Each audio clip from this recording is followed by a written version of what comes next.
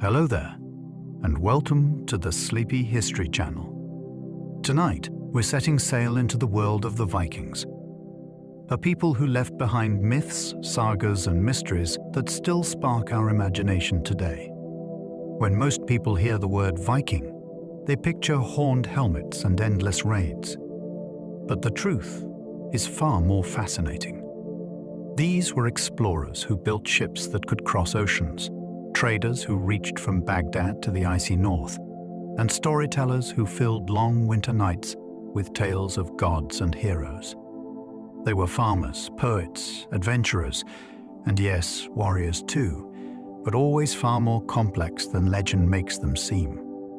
In this video, we'll drift through 100 captivating facts about Viking life, belief, and legacy.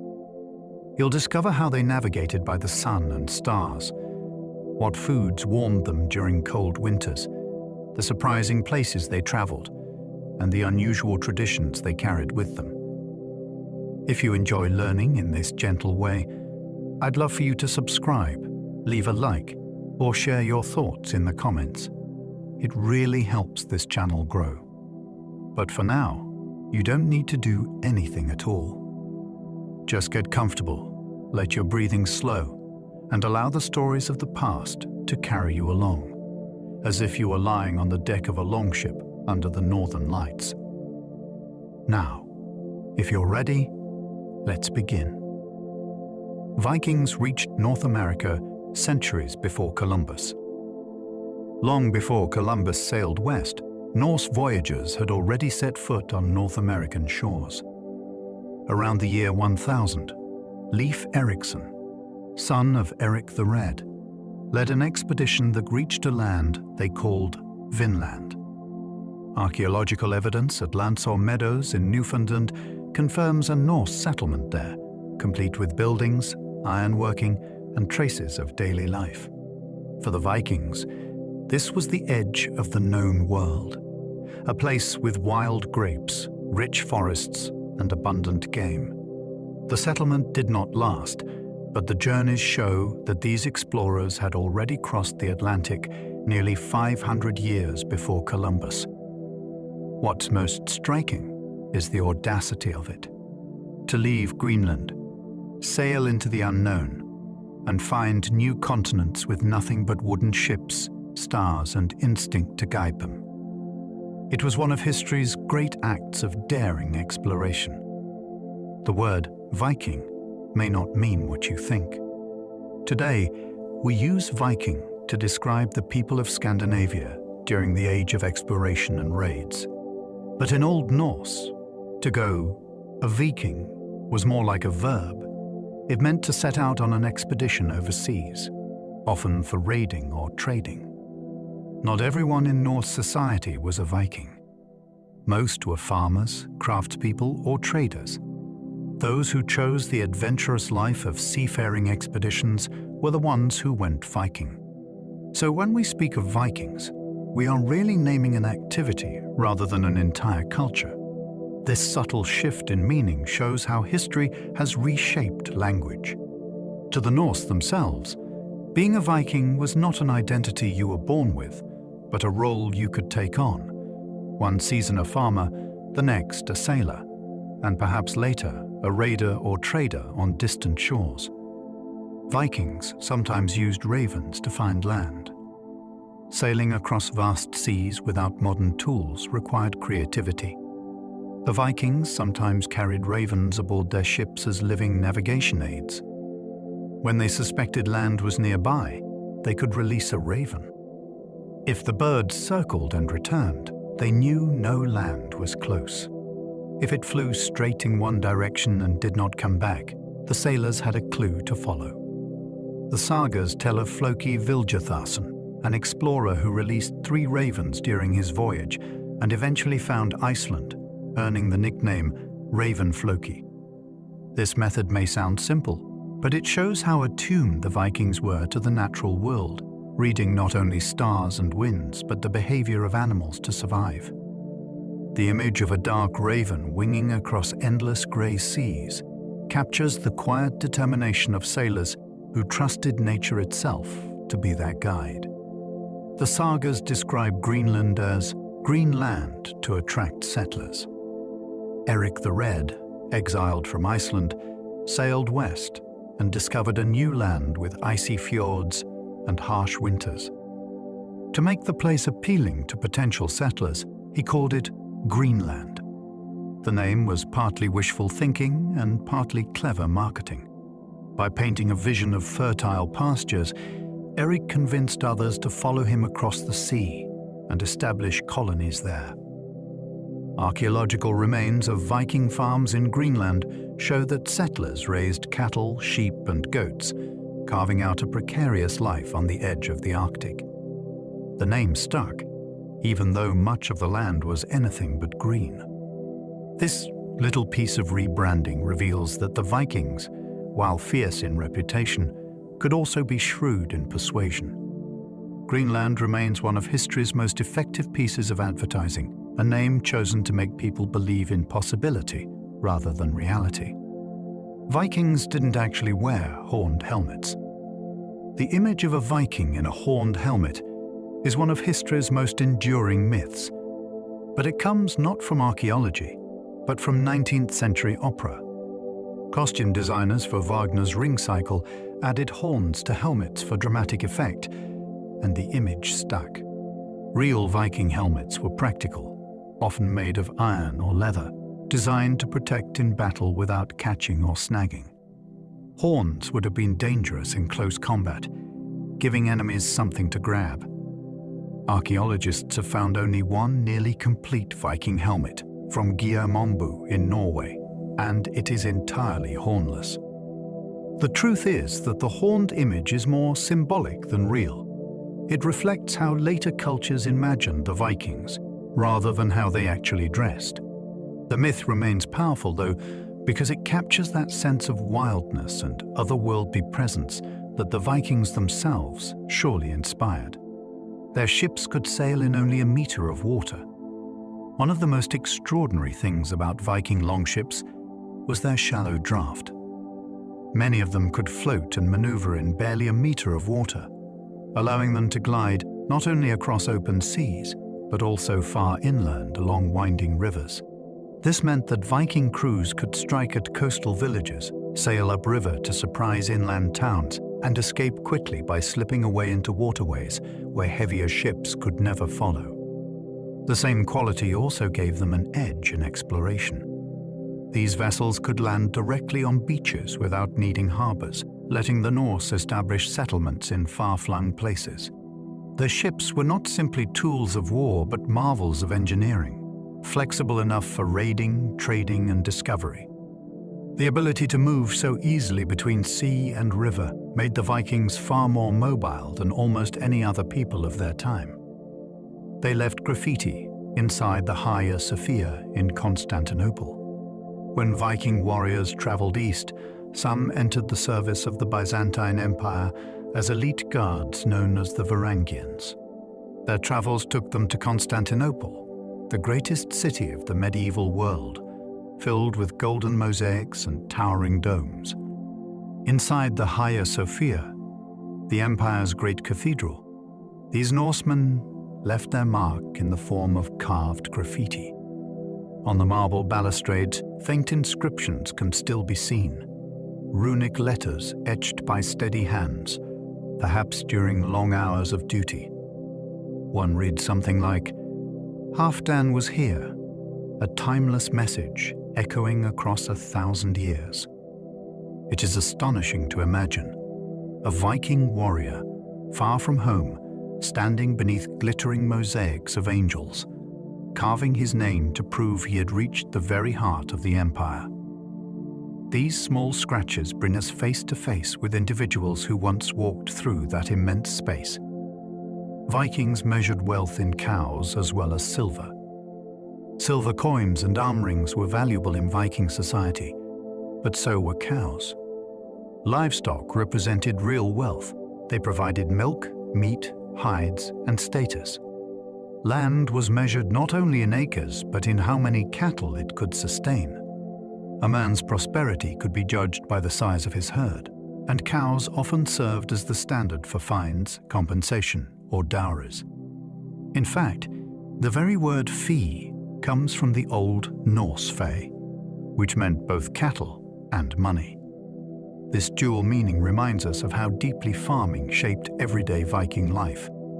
Even the fiercest raider was often also a farmer who needed his animals to survive. When the sagas tell of disputes, the loss of a cow could spark as much anger as the loss of coins. For the Vikings, wealth was both silver that glittered and the quiet strength of cattle. Some Viking swords had names passed down for generations. In Viking culture, a sword was more than a weapon. It was a companion, a symbol of honor, and sometimes even a character in its own right. Exceptional swords were often given names such as Legbiter or Schofnung, and sagas described them with almost magical reverence. These blades could be passed from father to son, carrying the weight of lineage and reputation. Forged with intricate pattern welding, they gleamed with rippling lines in the metal, making them objects of beauty as well as tools of war. To wield a named sword was to inherit not only its steel, but also its history, the deeds it had already been part of. Just as stories were preserved in sagas, so too were they preserved in the very metal of these heirlooms, linking generations of Vikings through blades that outlasted their owners. Viking helmets were usually made of iron or leather. The image of the Viking helmet is often a gleaming dome, but in truth, most helmets were practical and varied. Iron helmets provided strong protection but were expensive. So many warriors wore simpler leather caps reinforced with metal. Archaeologists have found helmets with nose guards, cheek plates, and even full masks with stylized iron eyebrows. Each design reflected the resources and craftsmanship available. Helmets were rare and valuable, often passed down like swords. Many warriors may have gone into battle with nothing more than a shield and courage. The fact that so few helmets have survived suggests how precious they were, items to be mended, reused, and treasured. While not as flashy as horned designs from later imagination, real Viking helmets tell us something more intimate. These were tools of survival, carefully crafted for men who risked their lives on the battlefield. Vikings buried ships with their dead. For the Vikings, ships were more than transport. They were symbols of life's journey and vehicles to the afterlife. When a powerful person died, they were sometimes buried inside a ship, laid to rest with weapons, jewelry, animals, and even entire households of belongings. The most famous examples, such as the Oseberg ship in Norway, reveal wooden vessels carefully placed into the earth, covered with mounds of soil. Within, archaeologists have discovered woven tapestries, carved sleighs, intricate wagons, and everyday tools, all intended to accompany the dead into eternity. These ship burials were not common for everyone. They were reserved for the elite, those whose memory deserved grandeur. To stand before one of these excavated ships today is to feel the weight of Viking belief. That death was not an ending, but a voyage, and a ship was the truest vessel for the soul. Women could divorce their husbands in Viking society. Unlike in much of medieval Europe, Viking women held a surprising amount of legal power. They could own property, manage farms, and, if needed, divorce their husbands. If a marriage became unbearable, perhaps through neglect or mistreatment, a woman could declare her separation in front of witnesses, often at the household doorway. Divorce did not carry the stigma it later acquired in Christian Europe. Instead, it was recognized as part of life, a way to preserve dignity and fairness in society. This autonomy was woven into the sagas, where women are portrayed not merely as background figures, but as decisive voices shaping events. Shield maidens may capture the imagination, but in reality, the legal rights of Viking women may have been even more powerful. It reveals a society far more complex than stereotypes of raiding warriors suggest, where women's roles were respected in meaningful ways.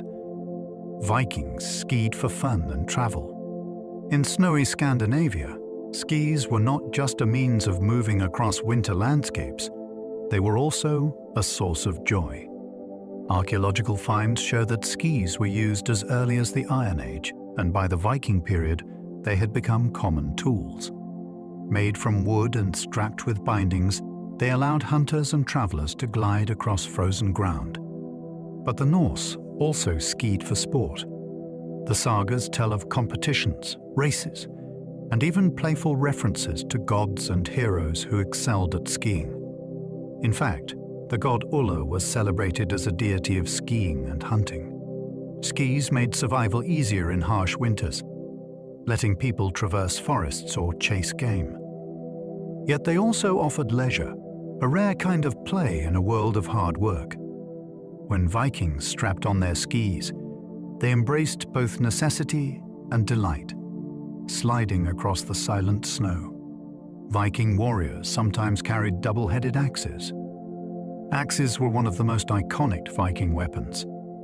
Most were simple single-bladed tools that doubled as farm implements and weapons in war. But sagas and archaeological finds suggest that some warriors carried more elaborate axes, including double-headed designs. These rare axes were heavier, more symbolic, and perhaps ceremonial as much as practical. More common, however, were broad-bladed battle axes with crescent-shaped edges, capable of slicing through shields and armor. The sight of a Viking warrior with a massive axe was enough to terrify opponents. Unlike swords, which were costly and treasured, axes were accessible to many, making them weapons of both the farmer and the raider. Their presence in graves and sagas reveals not just utility, but identity, the axe as a defining feature of Viking strength. Whether simple or ornate, the axe was a tool that bound together daily life and battle. They used runestones as messages to the future. All across Scandinavia, tall stones etched with runes still stand, carved more than 1,000 years ago. These runestones were the Viking way of leaving words for future generations. They often commemorated the dead, proclaiming who had raised the stone and for whom. Some told of journeys across seas, battles fought, or lands inherited. Others included intricate carvings of beasts, knots, and even scenes from Norse myth. To walk among them today is to wander through a silent forest of voices, each one echoing from the Viking age. Unlike paper or parchment, these stones were meant to endure, weathering wind and time. They remind us that the Vikings cared deeply about memory and legacy. Every runestone was an act of permanence, a declaration to those yet unborn. We were here, we lived, and we left our names written in stone. Vikings played board games similar to chess. Even fierce raiders found time for quiet games. Among their favorite pastimes was Hnefatafl, a board game of strategy and cunning. Played on a checkered grid with carved pieces, it pitted a defending king and his guards against attackers trying to capture him. The game was asymmetric, requiring careful planning, foresight, and bold moves, much like real battles. Archaeologists have found gaming boards and pieces made of bone, amber, and wood in Viking settlements and graves, showing how beloved the pastime was. These games weren't just for fun. They reflected the strategic thinking valued in warriors and leaders. To imagine a Viking family gathered by the fire, rolling dice or playing taffel while snow fell outside, is to glimpse the quieter side of their world. Beyond raids and voyages, they also cherished moments of mental challenge and playful rivalry, a human touch across the centuries. Their homes often had one long fire in the center. Viking longhouses were the heart of family life, wooden halls that stretched long and narrow, with turf roofs for insulation. At the center of these homes burned a single, continuous fire. This hearth provided warmth in freezing winters, light in dark nights, and heat for cooking stews of meat, fish, and grain. Families would gather around the flames, telling stories, repairing tools, or simply keeping close. Smoke curled upward through a hole in the roof, filling the hall with a faint haze. The smell of wood smoke, animals kept indoors, and warm bread would have defined the atmosphere. This communal fire was more than practical. It was symbolic, a living center of the household, tended carefully as if it were itself a member of the family. For Vikings, the fire was life, and its glow stitched together work, play, and the rhythm of survival. Vikings used walrus ivory as currency. Far to the north, in the icy waters of Greenland, walruses provided a valuable trade good: ivory. The Vikings hunted these massive creatures for their long tusks, which could be carved into ornaments, gaming pieces, or even religious artifacts sold in distant markets. Walrus ivory became a kind of currency, highly prized in Europe before elephant ivory became common. Merchants carried tusks across the seas to cities as far away as Constantinople, where wealthy buyers coveted the gleaming material.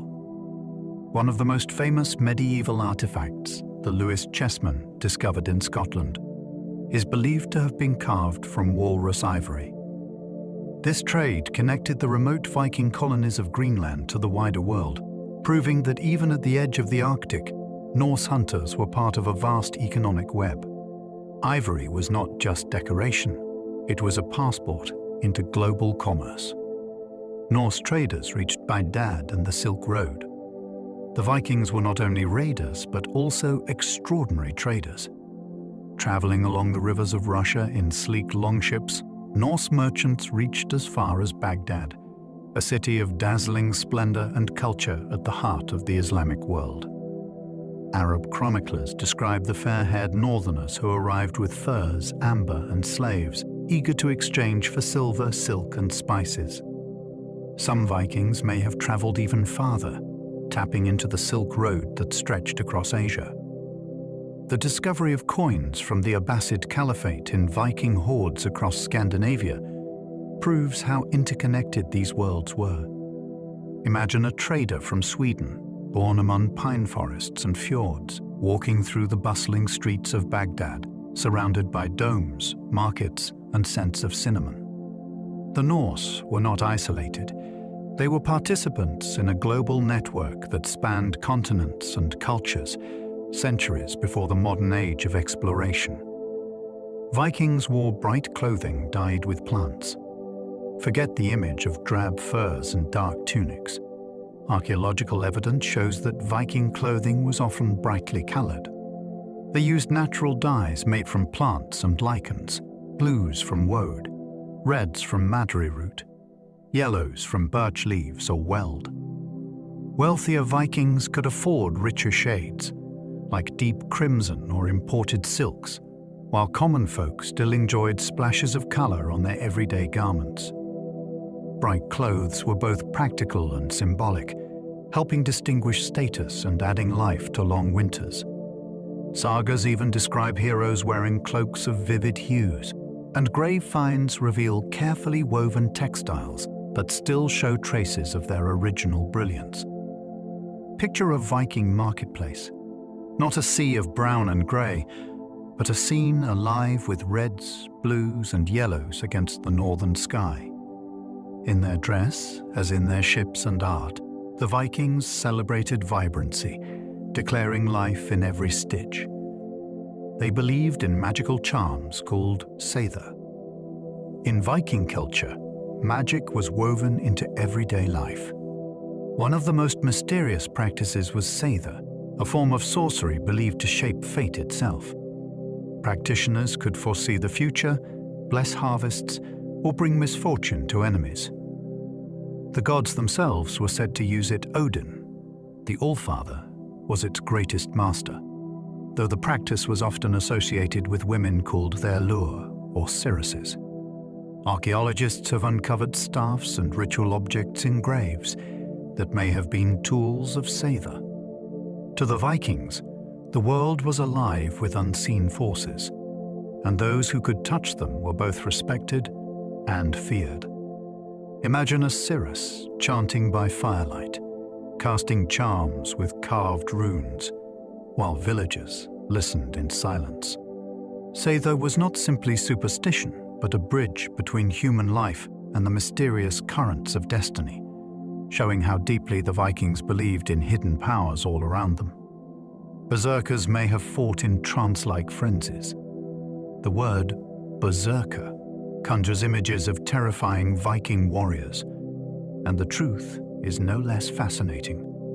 These men were said to enter battles in a kind of frenzy, fighting with superhuman strength and seeming impervious to pain. Some accounts describe them wearing animal skins, howling like wolves or roaring like bears as they rushed into combat. The cause of this state is debated. Was it ritual, self-hypnosis, or even the use of hallucinogenic plants? Whatever the origin, the berserker became a legendary figure, inspiring awe and dread. In sagas, they are both admired and feared. Warriors who could break shield walls and terrify opponents with sheer ferocity. Today, the term "going berserk" still echoes from these Norse fighters. Whether exaggerated or real, the idea of men entering altered states of fury reminds us of the powerful blend of myth and reality in Viking life. Vikings trained falcons for hunting. Hunting was not only survival, but also status in Viking society, and falconry was among its most prestigious forms. Wealthy Norsemen kept hawks and falcons, training them to swoop down on game such as birds and hares. These birds of prey were symbols of nobility, requiring skill, patience, and respect to master. Falconry was a tradition shared with other cultures, and Vikings traded trained birds as valuable gifts with rulers abroad.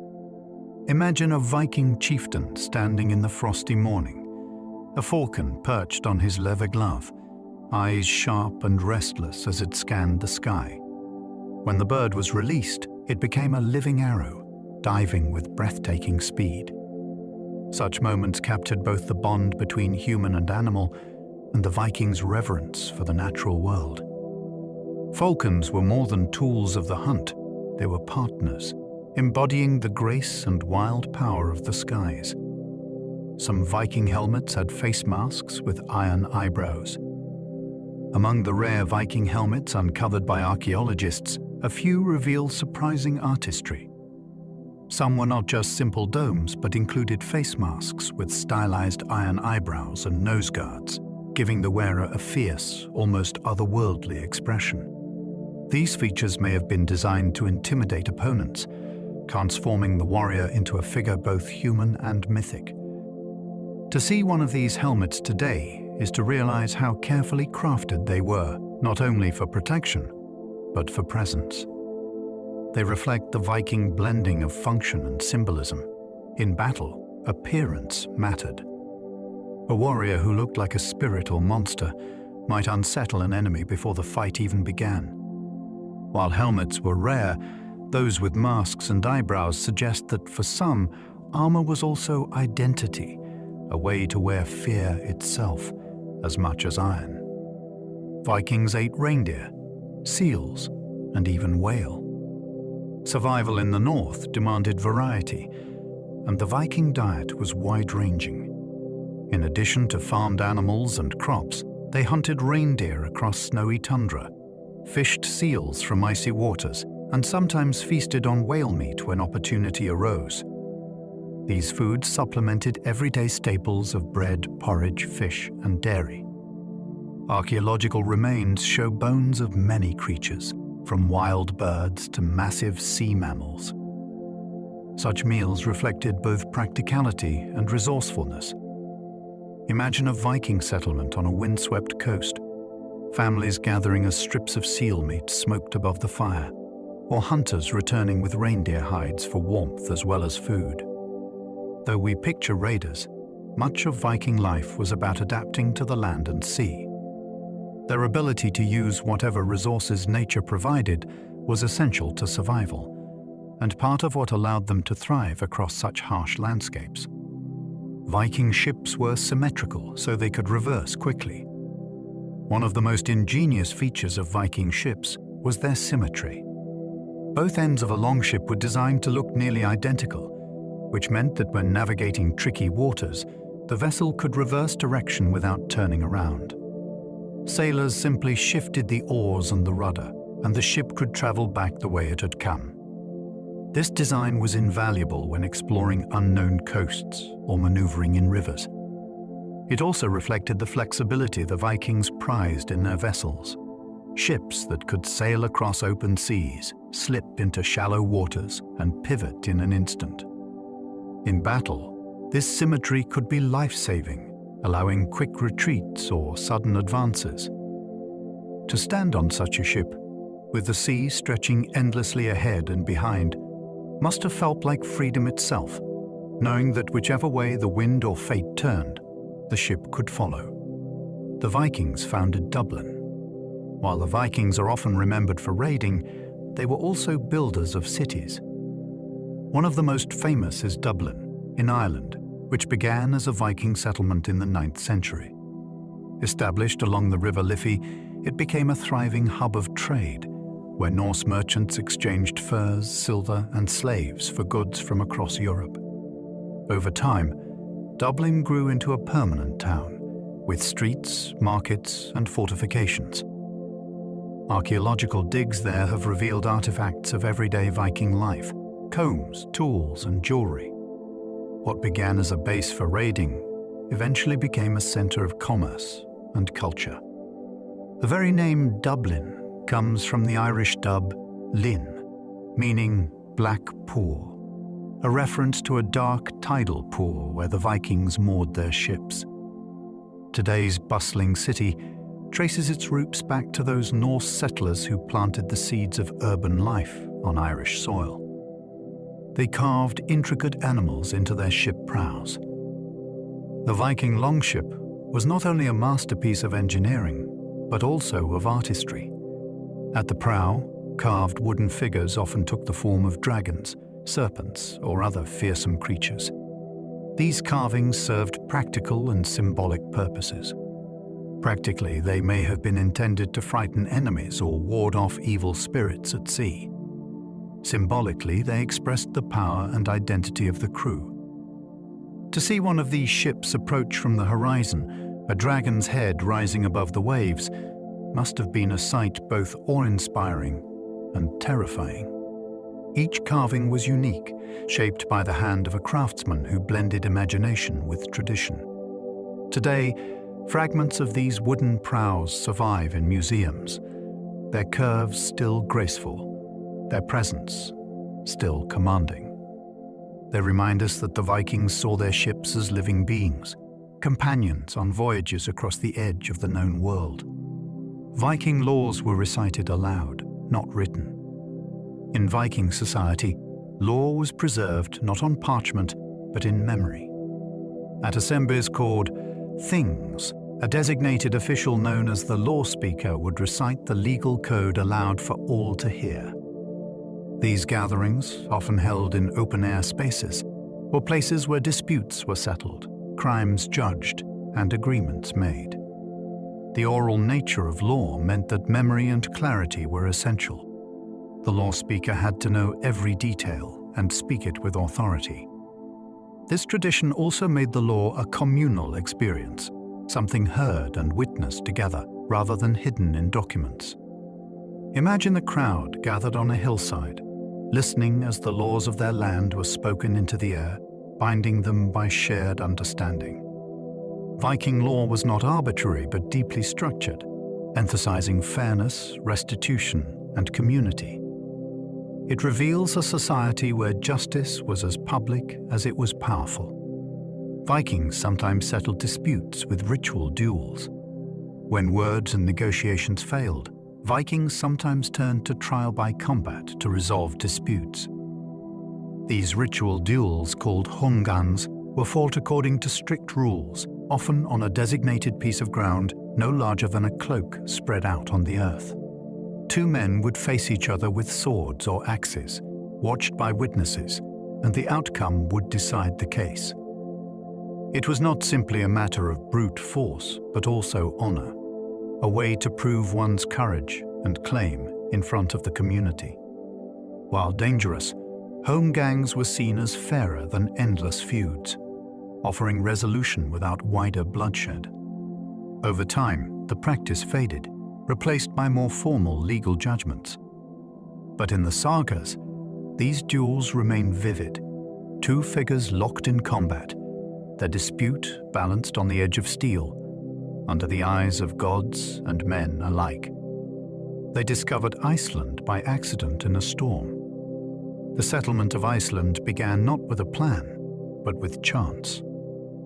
According to the sagas, a Norwegian sailor named Nardudar was blown off course by a storm while trying to reach the Faroe Islands.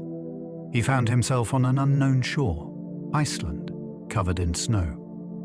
Later, explorers like Floki Vilduthasson followed, and though Floki found the land harsh and named it Iceland, others saw opportunity. The island became a new frontier, offering farmland, fishing waters, and independence from kings back home. Families crossed the sea in open ships, bringing livestock, tools, and traditions. What began as an accident soon turned into a thriving society, with laws, sagas, and unique culture. Iceland remains one of the most enduring Viking legacies, a nation born from storms and stubbornness, where a chance discovery turned into a home on the edge of the Arctic. The Norse built the largest wooden halls in Europe. At the heart of Viking communities stood longhouses, and some were immense. Excavations at Borg in Lofoten, Norway, revealed a hall over 80 meters long, the largest wooden building of its age in Europe.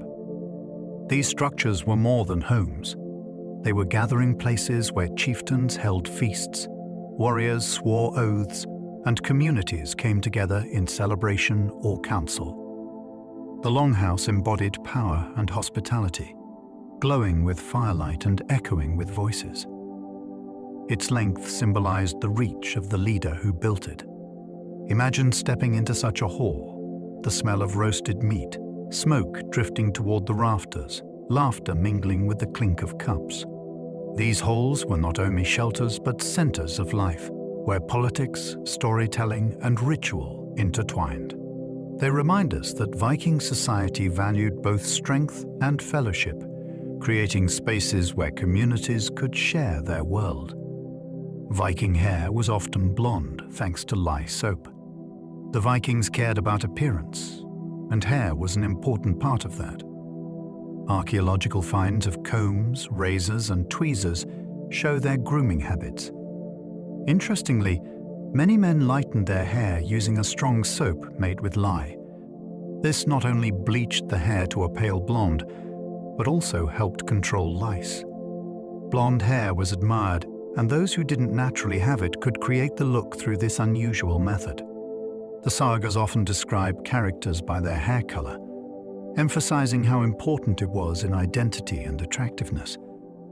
Imagine a Viking washing their hair with this caustic soap, emerging with shining, pale locks that caught the firelight.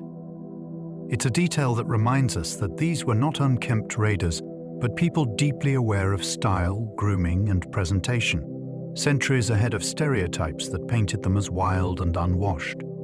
Vikings believed poetry had magical power.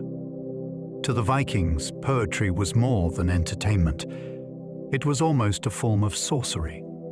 Skilled poets, called skalds, could weave words so powerful they were believed to shape fate or bring honor and disgrace. In Norse mythology, poetry itself was said to have been created from a magical mead, brewed from the blood of a wise god, stolen by Odin and shared with chosen poets. To speak in verse was to echo the divine. Kings and chieftains valued skalds highly, rewarding them for immortalizing victories or mocking enemies. The sagas describe poets turning the tide of reputation with their sharp tongues and elegant words. In a culture where memory and honor mattered deeply, poetry was both weapon and treasure. The belief that words carried real force reminds us how differently they saw language, not just as communication, but as a living, magical power. They told riddles during feasts. Feasts were a central part of Viking life, and alongside food, drink, and music, riddles played an important role. Known as gata, these clever puzzles entertained guests and tested wit. The sagas even include riddling contests between gods and giants, where the loser's life would depend on the outcome. Around longhouse fires, riddles would challenge memory, creativity, and quick thinking, sparking laughter or admiration. Imagine a hall filled with smoke and laughter, warriors leaning in to solve a puzzle wrapped in poetic verse. These games of the mind balanced the physical toughness of Viking life with intellectual play.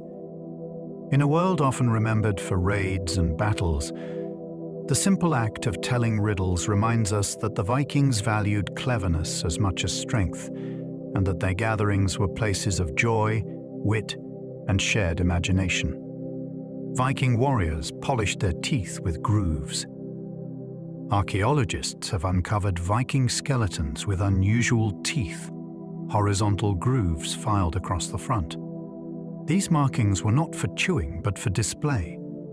It seems some warriors deliberately filed their teeth and polished them with pigments, creating striking patterns that would have stood out when they smiled or shouted in battle. The exact purpose is debated, perhaps to intimidate enemies, or as a mark of belonging to a particular group.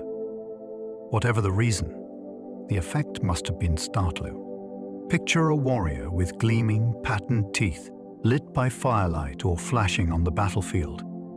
Far from being primitive, this was a form of body modification, carefully done for visual effect. Like tattoos or jewelry, these grooves show the Vikings' creativity in self-expression. They remind us that appearances were as much a weapon as any axe or sword. Their longships could carry up to 70 warriors. Viking longships were narrow, graceful, and deceptively powerful.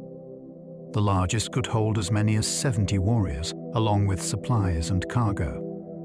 With both sails and oars, they were fast and flexible, capable of traveling across oceans or darting up rivers. The design allowed for close cooperation, with each man rowing in rhythm, the whole vessel moving as if it were alive. Archaeological finds, like the Roskilde ships, revealed just how finely crafted they were, built to balance speed, strength, and shallow draft. To see one on the horizon would have been both beautiful and terrifying. A sleek vessel cutting through waves filled with armed men. For the Vikings themselves, these ships were lifelines, linking distant shores and carrying them to lands beyond imagination. With 70 men on board, a single ship could project the power of an entire community far across the sea. Vikings bathed more often than most Europeans. Contrary to the stereotype of dirty raiders, Vikings were among the cleanest people of their age. Archaeological discoveries of combs, razors, ear cleaners, and tweezers show their attention to grooming. Written accounts from their contemporaries often remarked on their cleanliness, noting that they bathed at least once a week, far more than many in medieval Europe. Hot springs in Iceland and bathhouses in settlements provided places for washing, while rivers and lakes offered natural baths. This emphasis on hygiene was not just practical but also social, as clean appearance improved one's chances in trade and romance. Imagine a Viking emerging from a steaming pool in the Icelandic landscape, hair washed with lye soap, beard combed, clothes freshly laundered. Far from the image of rough savages, they valued neatness and freshness, understanding that presentation was a powerful part of daily life. They used combs carved from bone and antler. Combs were some of the most common artifacts found in Viking graves and settlements.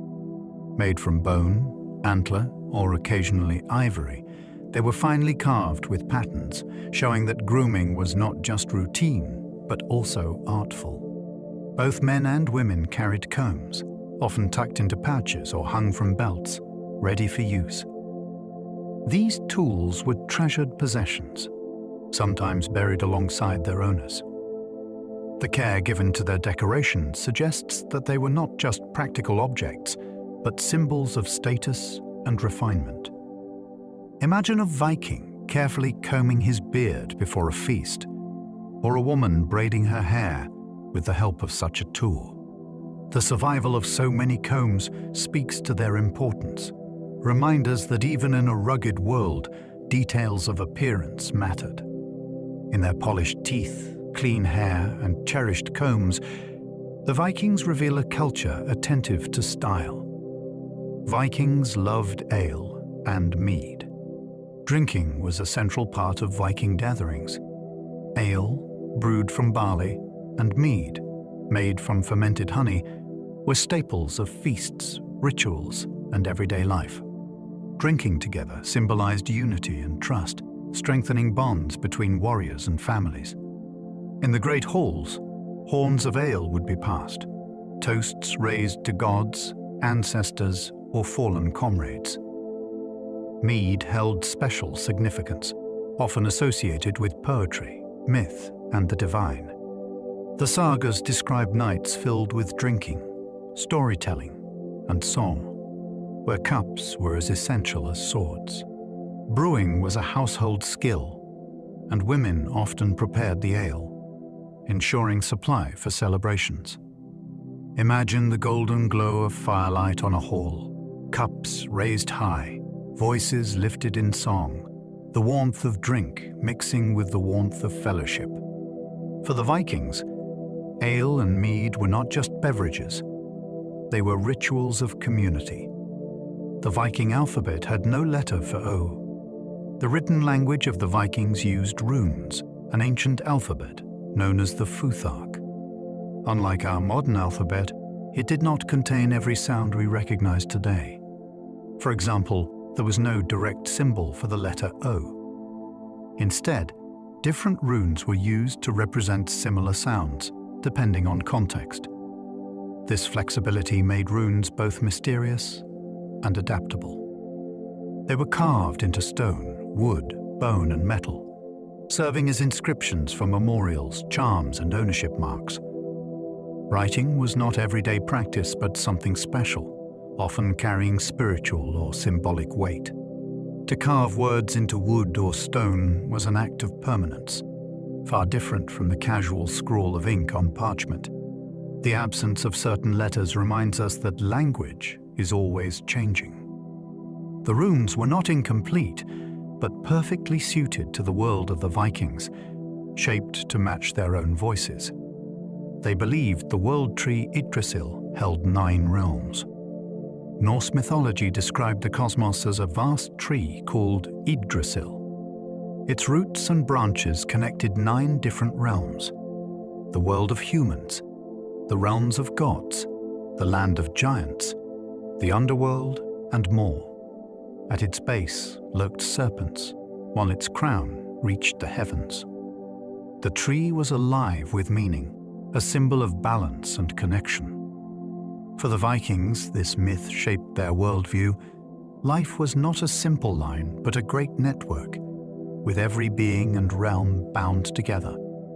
Around their fires, they told stories of Odin hanging upon Yggdrasil to gain wisdom, of squirrels running along its trunk carrying gossip, and of the final destruction of the tree at Ragnarok. To believe in Yggdrasil was to see life as vast and interconnected, stretching beyond what eyes could see. It gave the Norse a cosmic map of existence itself. Viking children played with miniature boats and swords. Childhood in Viking society was not all work. Archaeological digs have uncovered small wooden boats, carved swords, and toy animals that children once played with. These toys were not only for fun, but also preparation for adult life. A boy pushing a tiny ship across the dirt was rehearsing the voyages he might one day take. A girl weaving thread with miniature spindles was practicing the skills she would carry into her household.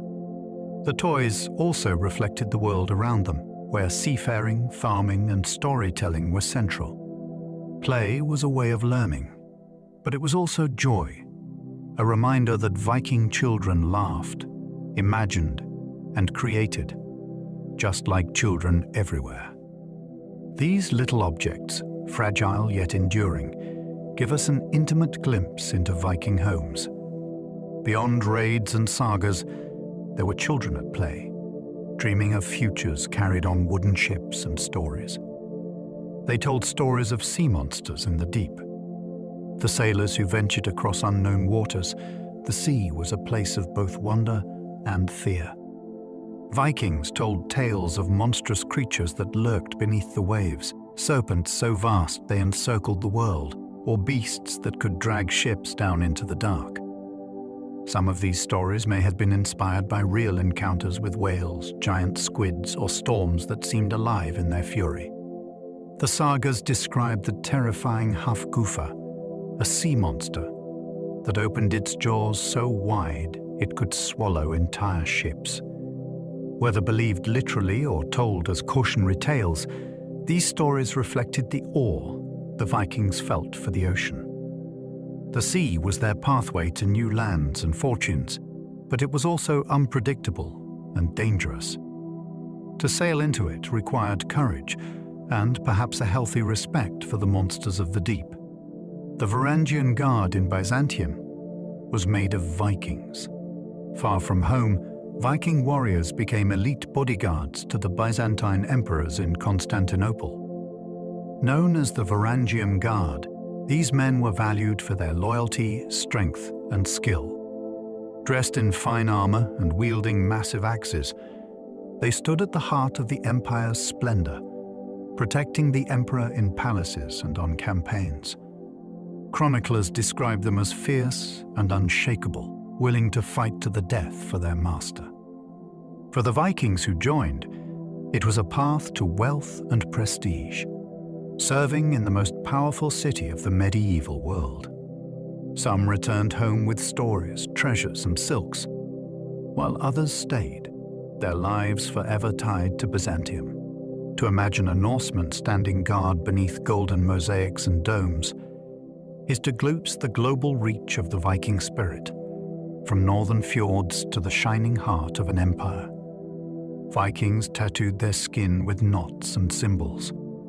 Though physical evidence has not survived, Arab travelers who met the Vikings described them as heavily tattooed with designs of trees, animals, and intricate knots. These tattoos may have carried spiritual significance, marking identity, clan, or personal belief. They would have echoed the patterns seen in Viking art, the twisting serpents, runes, and interlaced designs carved into wood and stone. Tattoos may also have been a way of carrying one's story on the skin, visible to all. Picture a Viking sailor with forearms inked in dark knots, symbols of strength and protection catching the firelight in a longhouse. Whether decorative or sacred, such tattoos reflect the Viking love of design and meaning.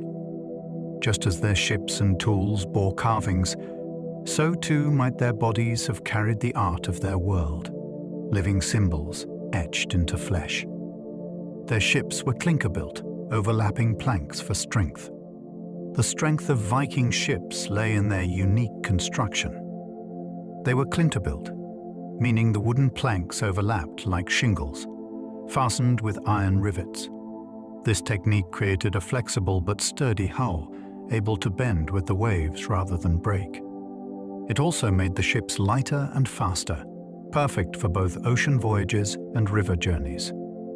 The craftsmanship was extraordinary, with each plank shaped and fitted by hand. Archaeologists studying shipwrecks marvel at the precision and beauty of the work, done without modern tools. The result was a vessel that could withstand storms and glide swiftly across water. The clinker method became so effective that it influenced shipbuilding for centuries after. Each Viking ship was not only a tool of travel, but a masterpiece of design, embodying the harmony of wood, iron, and the hands of skilled builders. Viking women wore keys at their belts as status. In Viking society, women managed households and had authority over property and possessions. A symbol of this role was the key, often worn at the belt as part of daily dress. Keys unlocked chests that held food, tools, and valuables, making them symbols of both practical responsibility and status. In graves, archaeologists have found women buried with keys, showing how important they were in life and memory. These keys were often beautifully crafted, sometimes decorated with patterns, making them as much ornament as tour. To wear keys was to show trust and authority, marking a woman's role as keeper of the household. Imagine a Viking woman in bright clothing, keys jingling at her side as she moved through her home. A subtle yet powerful reminder of the respect women commanded in their communities. They used soapstone pots that lasted generations. Cooking vessels in Viking homes were often made of soapstone, a soft rock that could withstand heat and last for decades. These pots were carved by hand, heavy but durable, passed down through families as heirlooms. Soapstone retained heat well, making it perfect for simmering stews over central fires. Archaeological finds reveal that some pots were repaired multiple times, showing how valued they were. Imagine a pot used by a grandmother, then her daughter, then her granddaughter, each one stirring the same vessel with new meals across generations. In a world where tools were precious, such objects carried both utility and memory. They remind us that the Vikings were not only explorers and warriors, but also homemakers, cherishing the tools that fed their families and bound them together around the warmth of fire and food. Vikings had law speakers who memorized entire codes. Because Viking laws were spoken aloud, the community relied on men called law speakers, who committed vast codes of law to memory. These individuals stood at things, public assemblies, and recited rules for property, trade, marriage, and justice. It was an extraordinary feat of memory, requiring skill and training. The law speaker was a living library, ensuring continuity across generations. To stand in a crowd and hear the measured voice of the law speaker was to feel the weight of order, binding the community together. This oral tradition made law not a distant authority, but a shared experience, spoken into the open air for all to hear. The role shows the Vikings' respect for memory, tradition, and accountability. Before books or parchments, they relied on human voices to preserve their rules. A reminder that in Viking society, knowledge itself was alive. Viking explorers may have seen polar bears in Greenland. When Norse settlers reached Greenland, they entered a landscape of icy fjords, glaciers, and wildlife unlike anything in their homelands. Among the creatures they may have encountered were polar bears. These powerful animals, perfectly adapted to the Arctic, would have seemed both awe-inspiring and dangerous. The sagas mention white bears, and hunters may have captured them for trade, offering them as exotic gifts to European courts. For most Vikings, however, such encounters would have been rare and memorable, tales worth retelling by firelight. To see a polar bear against the snow must have seemed like glimpsing a spirit of the ice itself, a living symbol of the harsh northern world. These encounters remind us that the Vikings were not only sailors and warriors, but explorers, stepping into lands where even the animals seemed shaped by myth. They played a violent ball game called Natalika. Recreation for the Vikings could be as intense as their battles. One of the traditional games, called Natalika, was a rough ball game played on open fields. Teams faced off using sticks and sometimes bare hands to hit and carry a hard ball, while tackling and wrestling were part of the fun. The sagas describe it as fast, physical, and sometimes dangerous, with rivalries lasting long after the game ended. For young men, it was a chance to prove strength and skill, and for communities, it was entertainment during gatherings. Imagine a frozen field filled with shouting players, the crack of sticks, and the cheers of onlookers. Though less remembered today, Natalica was part of the Vikings' blend of sport and toughness, where play itself mirrored the intensity of their lives. It was as much about pride and endurance as about scoring a goal. Vikings carved charms into their weapons. Weapons were tools of survival, but for Vikings, they could also be vessels of magic.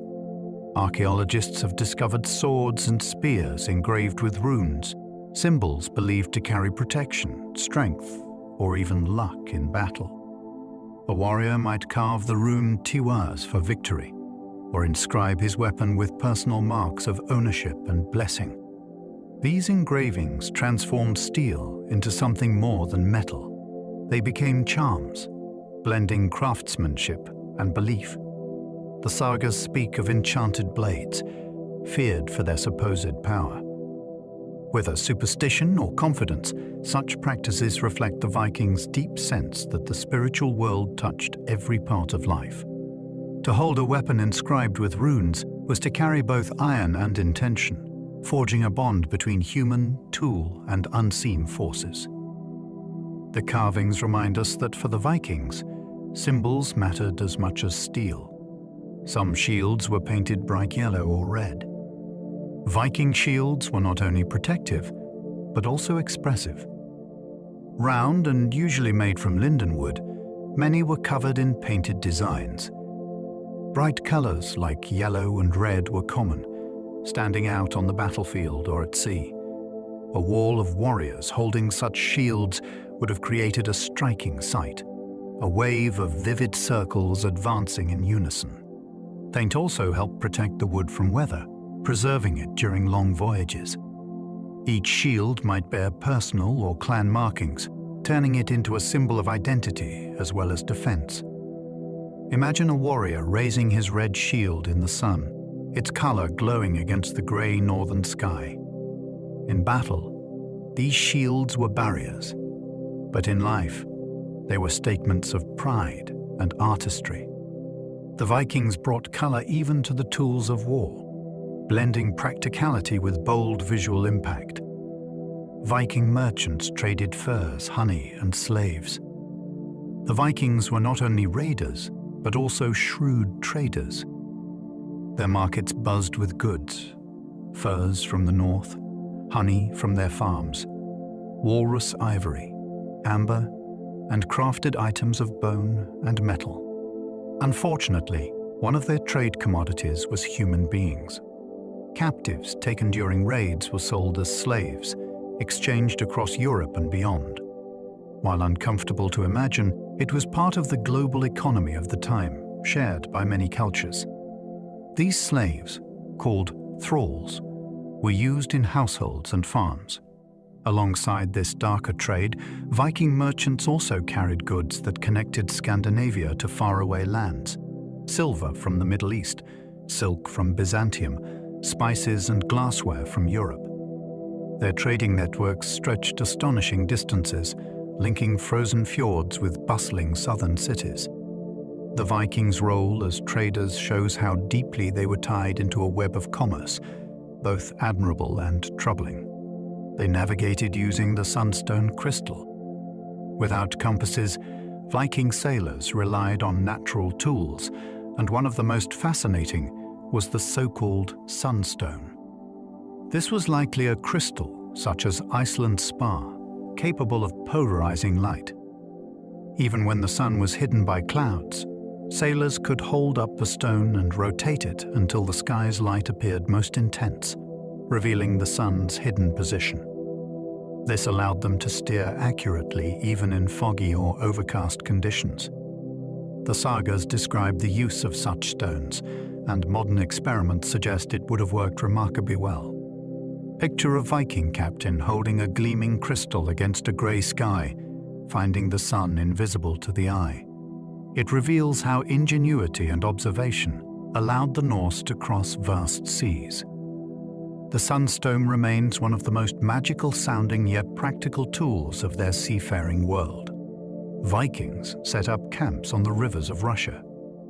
The Vikings who traveled east, often called Varangians, followed the great rivers of Russia, the Volga, the Dnieper, into the heart of Europe and Asia. Along the way, they established trading posts and camps, places to rest, repair ships, and barter with local peoples. These river networks became highways linking the Baltic Sea to the Black Sea and beyond. At these camps, Norse merchants mingled with Slavs, Finns, and other groups, exchanging furs and silver, telling stories, and forging alliances. Over time, some Vikings settled permanently, blending into local societies and even giving rise to the early state of Rus, from which Russia would eventually emerge. Imagine longships pulled up on a riverbank, sails drying, fires crackling as traders prepared goods. These quiet camps were stepping stones in the vast Viking web of exploration, connecting north and south in surprising ways. Their funerals sometimes included human sacrifice. Accounts from Arab chroniclers who met Vikings in the east describe striking funerary practices. In rare cases, alongside the burial of a chieftain, another person, often a servant or captive, was sacrificed to accompany the dead into the afterlife. While unsettling by modern standards, such rituals reflected the Vikings' belief in companionship beyond death, and in ensuring their leaders entered the next world with honor and attendance. Archaeological finds of graves containing multiple individuals lend support to these reports, though they seem to have been exceptions rather than the rule. More commonly, Vikings were buried with goods, animals, and tools. This practice, however rare, reveals the depth of their spiritual conviction, that life after death mirrored life itself. In their eyes, the journey to the afterlife required not only ships and treasures, but also the company of others. Vikings practiced trial by ordeal. In disputes, justice sometimes relied on what was called trial by ordeal. One method was to plunge a hand into boiling water or to carry hot iron, after which the wounds were inspected. If they healed cleanly, the accused was considered innocent, as the gods had shown favor. If not, guilt was assumed. While harsh to us today, this system reflected a deep belief that divine forces would reveal truth where human judgment could falter. Trials by ordeal were meant to provide certainty in a world where evidence and records were scarce. They remind us how closely the Vikings connected justice with the sacred. To endure such a trial must have required immense courage and faith that one's innocence would be proven not by men, but by higher powers. They carved dragon heads to scare away sea spirits. The dragon-headed prows of Viking ships were not only impressive, but also protective. These fearsome carvings were believed to frighten away sea monsters and hostile spirits that might endanger a voyage. The prow became a guardian, leading the ship through dangerous waters.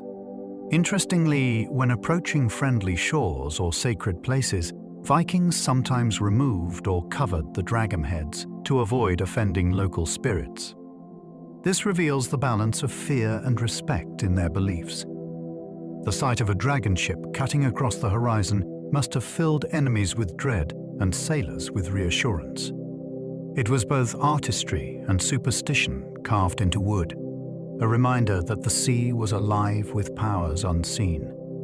For the Vikings, every voyage needed guardians, and their ships carried them in the form of snarling beasts at the prow. Some Vikings became kings in foreign lands. The Vikings were not only raiders and traders, but also rulers. Their travels took them deep into Europe, where some carved out kingdoms of their own. In England, Viking leaders established the Danelaw, ruling large territories and shaping local laws. In Ireland, Norse chieftains became kings of coastal settlements, including Dublin.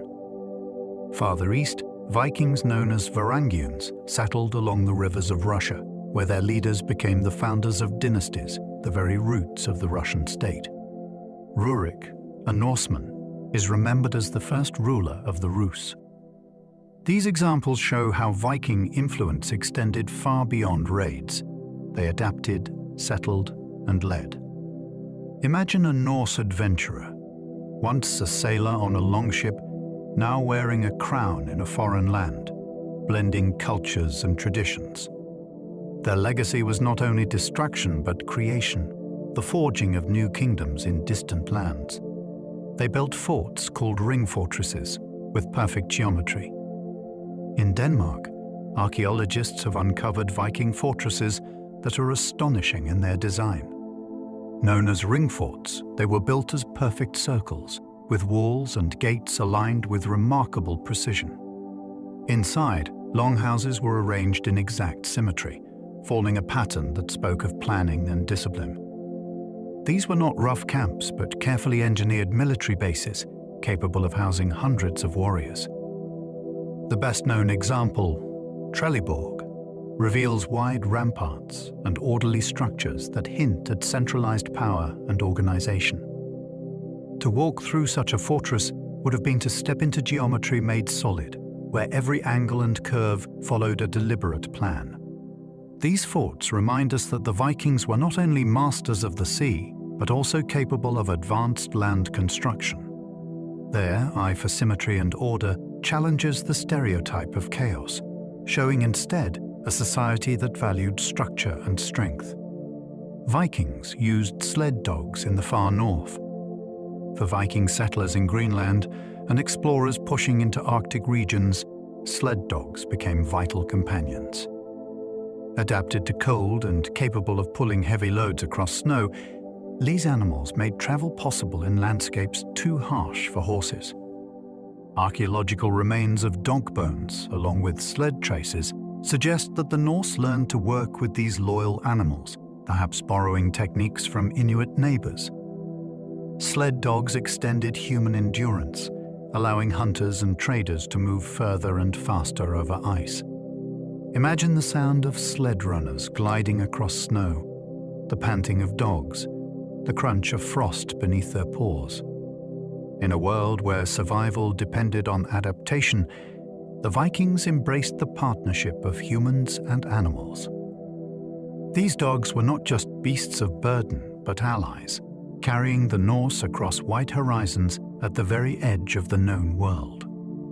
Norse mythology inspired their daily rituals. The Vikings' myths were not distant stories, but living beliefs that shaped their everyday lives. When thunder rolled, they thought of Thor's chariot. When the sun rose, they imagined it pulled by a shining horse-drawn cart. Rituals were woven into farming, seafaring, and household tasks. A toast of ale might be offered to the gods before a voyage, or charms whispered before planting crops. These rituals connected them to forces they believed governed the world, giving meaning to both danger and blessing. Archaeological finds of amulets shaped like Thor's hammer, carried as protection, show how myth became personal. To live in Viking times was to see the divine everywhere, in the storm, the harvest, the sea. Their myths were not distant tales, but companions, shaping decisions, actions, and the rhythm of daily existence with a sense of awe and presence. They believed thunder was Thor riding his chariot. In Norse belief, thunder was not a random sound of nature, but the rolling wheels of Thor's chariot across the sky. Pulled by two mighty goats, his chariot rattled the heavens, each crash of thunder a reminder of the god's strength. Lightning was the flash of his hammer, Mjolnir, striking against giants or enemies. For the Vikings, these natural forces were alive with personality and power. A storm overhead was not just weather, but Thor himself, protecting humanity from chaos. This belief gave storms a dual nature, fearsome yet reassuring, since they were signs of divine presence. Imagine Viking farmers pausing in their fields as thunder boomed, knowing it was Thor above them. Such myths brought meaning to the unpredictable, turning storms into stories, and the sky into a stage where gods acted in sound and light. Viking traders brought back silk from China.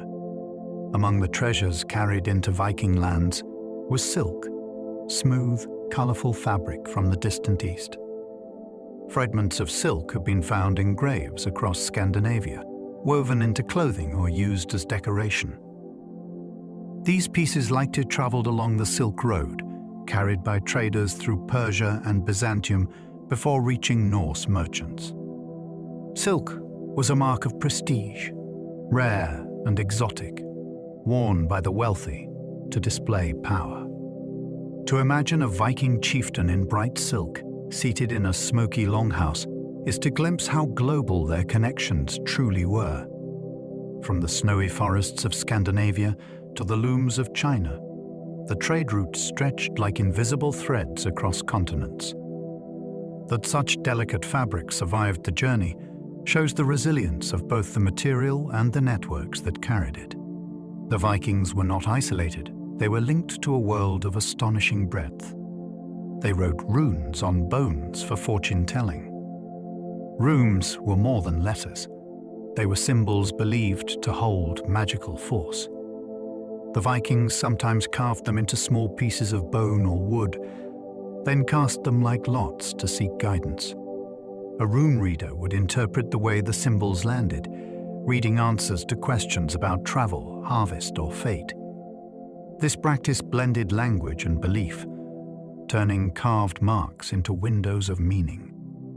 Some rune stones include cryptic inscriptions thought to be magical formulas rather than ordinary text. Imagine a Viking farmer, uncertain about a voyage, watching as carved bones clattered onto the floor, each rune whispering a hint of destiny. Whether superstition or faith, this practice reveals the deep importance of symbols in Norse culture. For them, writing was never only communication, it was power, and runes carried the potential to connect the human world with the unseen. Viking helmets rarely had nose guards. Though many Viking helmets included simple metal caps or reinforced leather, fewer than imagined had elaborate features like nose guards. The famous Gjermund helmet, the only nearly complete Viking helmet found, does include a nose piece, but this was likely unusual. Most warriors may have worn more basic protection, relying on shields and agility rather than heavy armor. Helmets were costly to make, and not every fighter could afford them. Some may have entered battle with little more than courage and a wooden shield. The scarcity of nose guards shows how functional Viking gear tended to be, practical rather than decorative. Despite the popular image of iron-faced warriors, the reality was simpler, but no less impressive. To hold even a fragment of one today is to feel the presence of lives who fought and endured with modest but effective protection. They used whale bones as building beams. On windswept coasts where wood was scarce, Vikings turned to other materials, including whale bones. Archaeological evidence in places like Greenland shows long bones used as beams in houses, supporting turf roofs and adding strength. These bones came from stranded whales or successful hunts, their massive size making them suitable for construction. Imagine a home with a ceiling supported by curved ribs, part of a creature once alive in the sea. Such houses would have carried a sense of connection to the ocean, blending survival with symbolism. Using whale bones reflects the adaptability of the Vikings, who drew on whatever resources their environment offered. It also shows a culture unafraid to integrate the natural world into their homes, making the remains of sea giants part of their daily shelter. Vikings sometimes buried dogs with warriors. In Viking graves, archaeologists have occasionally found dogs laid to rest alongside their human companions. These were not ordinary animals, but trusted partners in life, hunting dogs, guardians, or beloved pets. Their presence in graves suggests that they were seen as loyal even beyond death, ready to accompany their masters into the afterlife. Such burials remind us of the bond between humans and animals, stretching across centuries. Imagine a warrior buried with his sword, shield, and at his side, the faithful dog who had shared his journeys. It is a poignant image, showing that love and loyalty were honored as much as weapons and wealth. These graves reveal that, for the Vikings, dogs were more than animals. They were companions worthy of memory, woven into both daily life and eternal rest. Vikings built saunas in Iceland. When Norse settlers arrived in Iceland, they discovered the island's hot springs and quickly made use of them. Bathing and steaming became part of daily life, and the Vikings built primitive saunas near these geothermal sites. A sauna was more than relaxation, it was health, cleansing, and social ritual. Families or neighbors gathered in the heat, washing away the chill of northern winds. Archaeological remains show stone structures designed to channel steam, much like later bathhouses.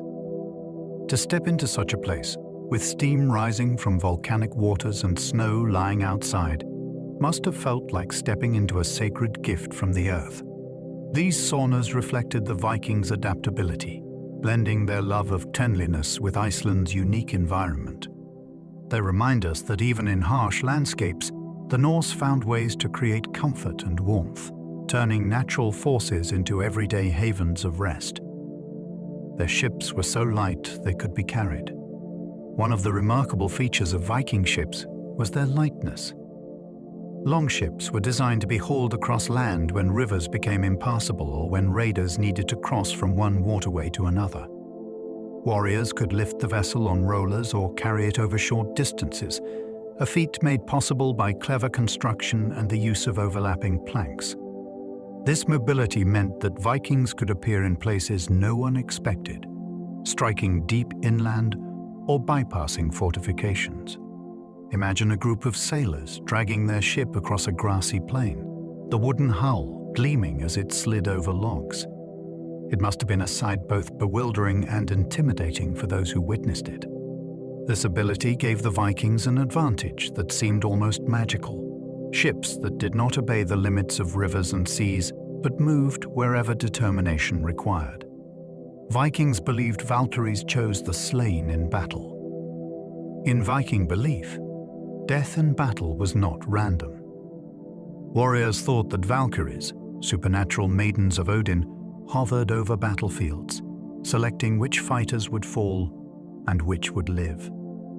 Those chosen were taken to Valhalla, the great hall of the slain, where they would feast with the gods until the end of the world. The presence of Valkyries turned war into destiny, making courage and honor essential. To fight bravely was not only survival, but a way to earn a place among the chosen. Valkyries were depicted as beautiful yet fearsome, riding horses through the sky with spears and shields. Their image appears in carvings and poems, reflecting both awe and reverence. For the Vikings, the thought of Valkyries watching gave meaning to the chaos of battle, a reminder that the gods themselves were near, guiding the fate of men. Some warriors swore oaths on sacred rings. Oaths were sacred in Viking culture, binding not only before men, but also before the gods. Warriors sometimes swore their loyalty on great arm rings or temple rings, kept in places of worship or law. These rings were often made of silver or gold, gleaming with symbolic weight. To break such an oath was not just dishonor, but spiritual betrayal. The sagas described men pledging themselves to kings, chieftains, or causes by touching these rings, calling the gods as witnesses. Imagine a hall filled with flickering firelight, a warrior laying his hand upon a heavy silver ring, his words echoing with the weight of destiny. Such rituals reveal how seriously the Vikings took promises. In a world where law was spoken and memory held power, oaths were more than words. They were the foundation of trust, sealed with sacred metal. Viking laws punished cow thieves with exile. In Viking society, cattle were vital, and stealing one was a grave crime. The punishment was often exile, banishment from the community, stripped of protection and belonging. Exile was worse than death for some, for it meant isolation in a harsh world where survival depended on kin and support. The sagas recount tales of men outlawed, forced to wander as outcasts. Such punishments reveal how deeply the Vikings valued order and property. Cattle were not merely animals but lifelines, providing milk, meat, and wealth. To steal one was to attack the very heart of survival. Imagine the weight of such a sentence. A man leaving behind his home, his fire, and his people, cast into the wilderness. Viking law may have been strict, but it upheld the fragile balance of their society, where community was everything, and exile was a fate feared above most others. They drank from horns at feasts. Few images are as iconic as Vikings raising drinking horns at great feasts. These horns, polished and sometimes decorated with metal rims, were used to drink ale or mead. They held more than liquid, they carried symbolism, turning an ordinary act into ritual. Passing the horn from hand to hand created bonds of fellowship, each toast uniting the group. At celebrations, warriors and families would drink together, honoring gods, ancestors, and victories. Imagine a longhouse filled with laughter and music, firelight glowing on golden drink as horns were raised high. These gatherings were not only about food and drink, but about community, cementing ties of loyalty and kinship. Drinking from horns turned feasts into sacred moments, where every sip echoed with tradition. They remind us that for the Vikings, even joy was ritualized, woven into the fabric of life. Vikings carved chess pieces shaped like kings and berserkers. Among the most famous medieval artifacts are the Lewis chessmen, found in Scotland but likely carved by Norse artisans. Made of walrus ivory, these pieces include kings, queens, bishops, knights, and warriors with fierce expressions.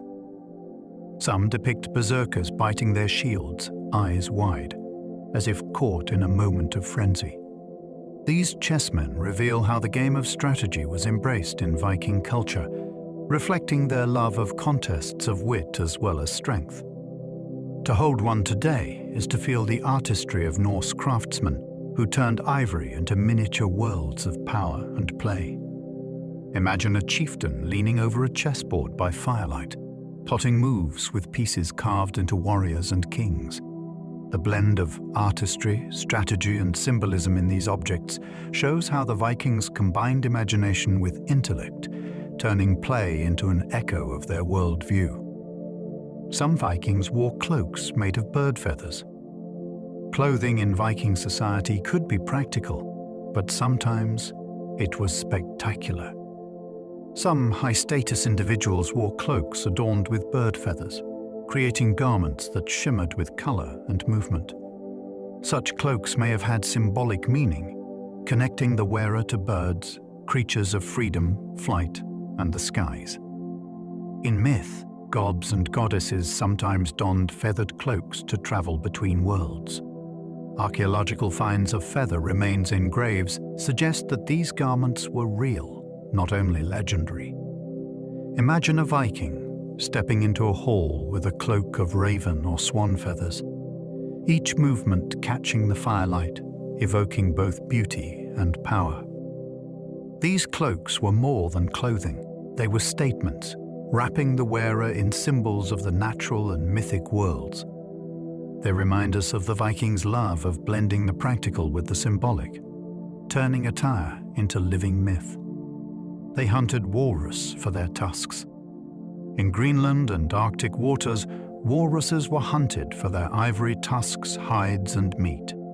The tusks were especially valuable, traded across Europe as luxury materials for carvings, religious items, and ornaments. Walrus ivory became an important part of the Viking economy, connecting remote settlements to global markets. Hunting these massive creatures was dangerous, requiring skill and courage. A single walrus could weigh over a ton and fight fiercely to protect itself. Yet the rewards were great, and tusks from Greenland made their way to distant cities. The Lewis chessmen, for instance, were likely carved from walrus ivory. This trade shows how even the farthest edges of Viking expansion were tied to international demand. The walrus, a creature of ice and sea, became part of the story of Norse exploration and adaptation, bridging Arctic hunts with medieval European wealth. Vikings carried fire-starting kits in pouches. Survival in northern landscapes meant always being ready to make fire. Vikings carried small pouches with flint, steel, and tinder, often dried fungus or fibers that caught sparks easily. These kits were essential tools, tucked into belts like modern travelers might carry matches. Archaeological finds confirm their presence in graves, emphasizing their importance.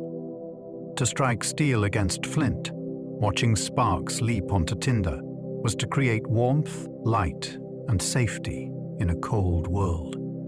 Fire meant life, and every Viking needed the skill to kindle it quickly. Imagine a group of travelers stopping along a riverbank, pulling out pouches, and within minutes, flames leaping up to cook food and ward off the night.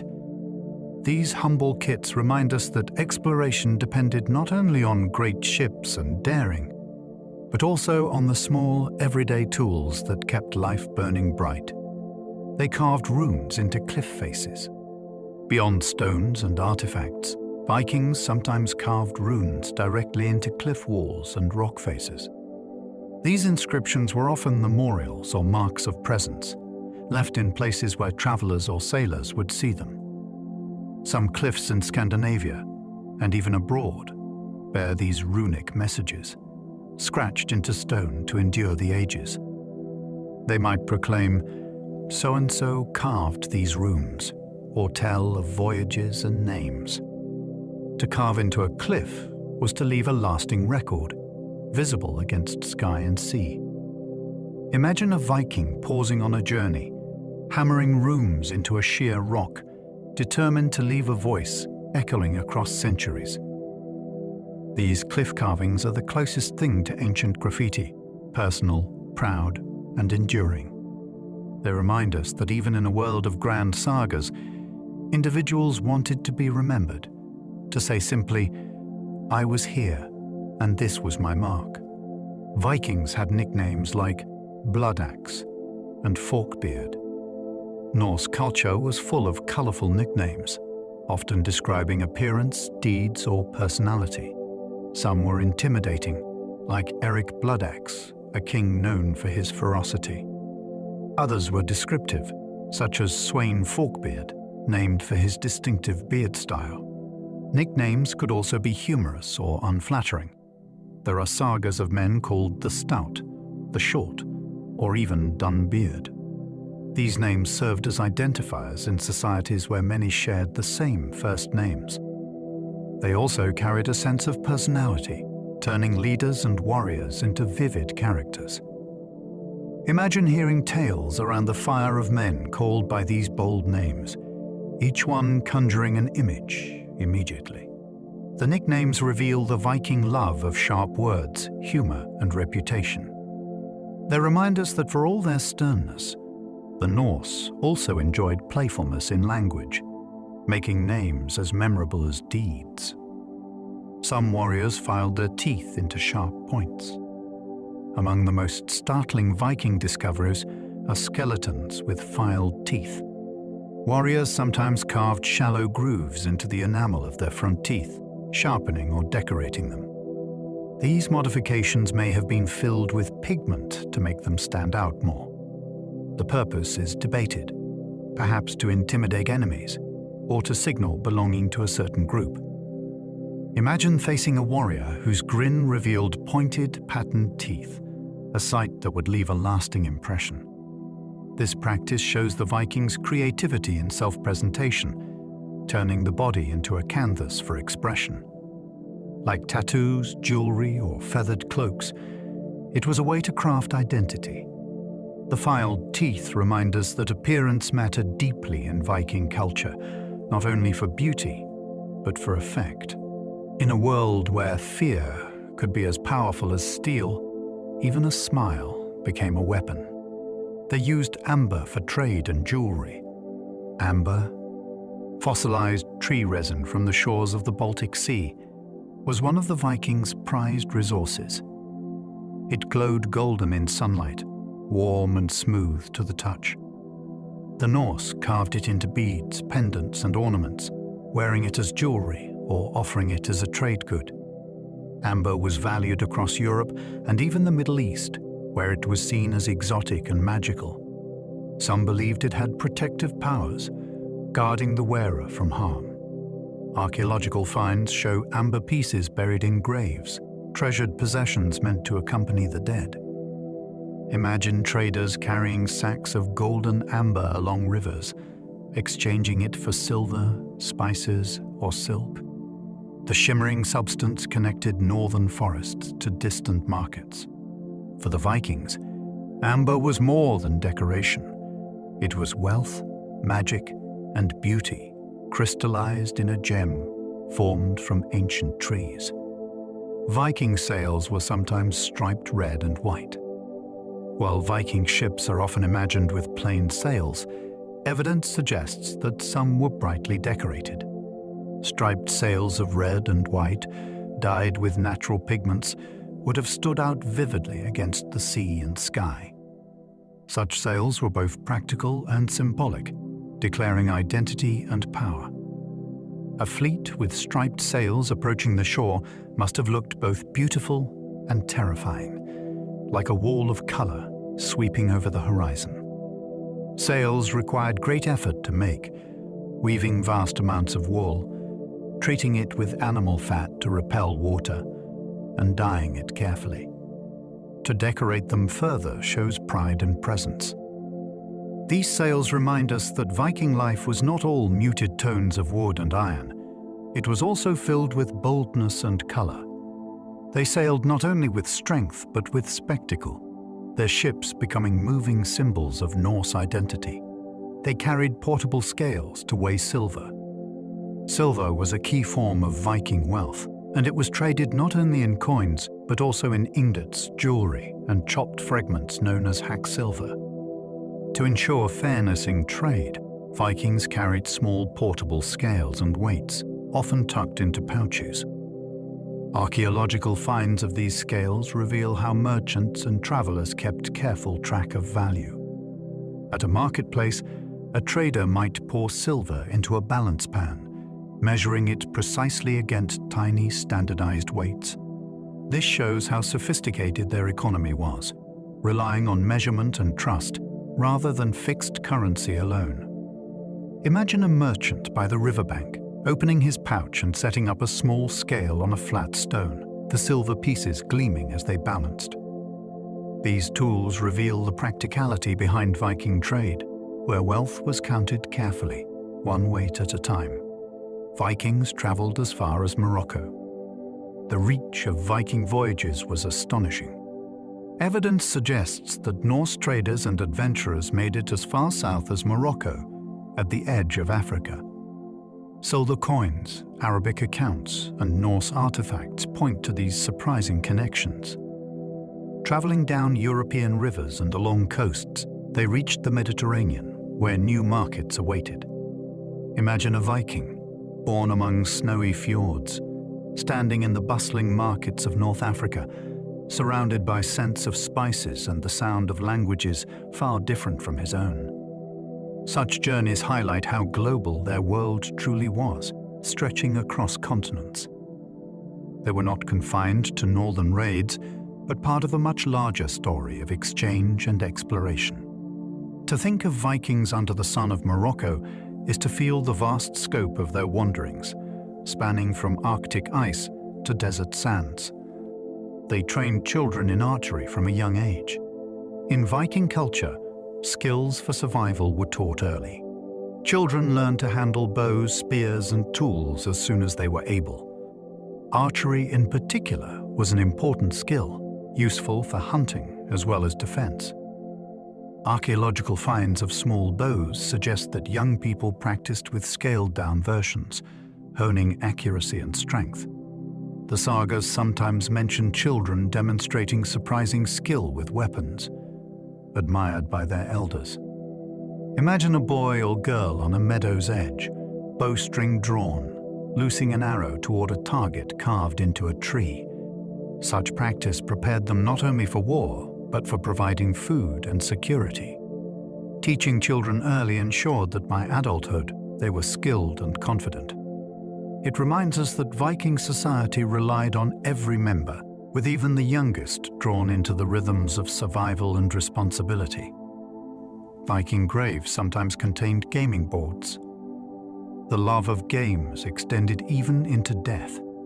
Archaeologists have discovered Viking graves that include gaming boards and pieces, buried alongside weapons and jewelry.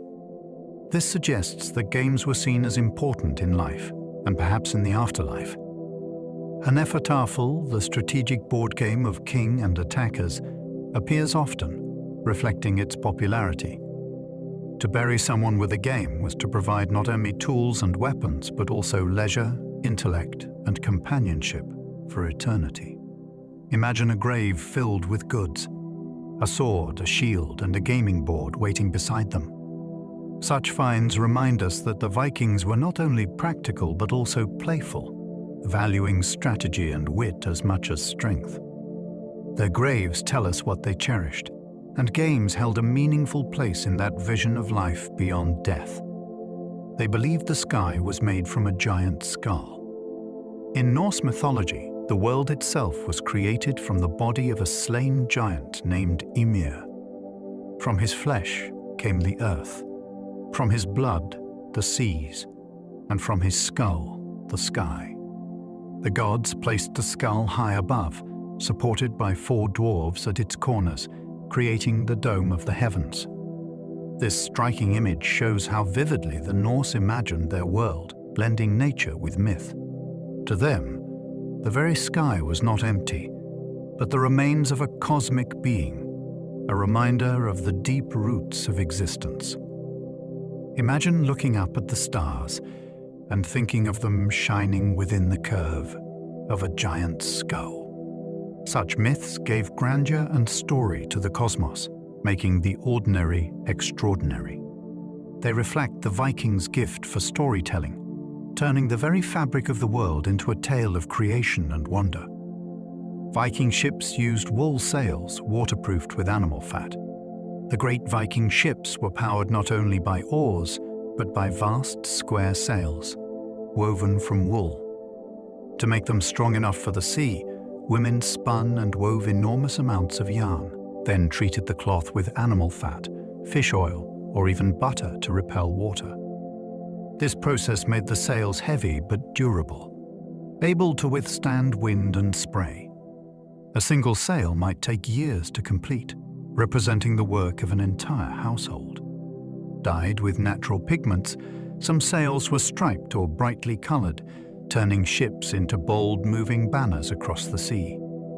Imagine the sight of a fleet, sails billowing in the wind, catching sunlight as they drove across the horizon. These sails were more than fabric. They were the wings of the Viking world, carrying them to distant lands, woven with care and made resilient by craft and ingenuity.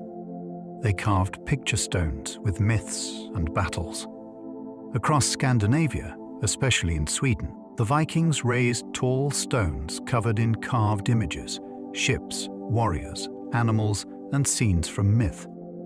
These picture stones served as memorials and storytelling devices, bringing to life the sagas in visual form. One stone might show a ship filled with warriors, another a rider approaching Valhalla, or a serpent encircling a god. For people who lived in an oral culture, These carvings acted like visual echoes of the stories told around fires. They also stood as lasting reminders of identity and belief, set into landscapes where they would endure for centuries.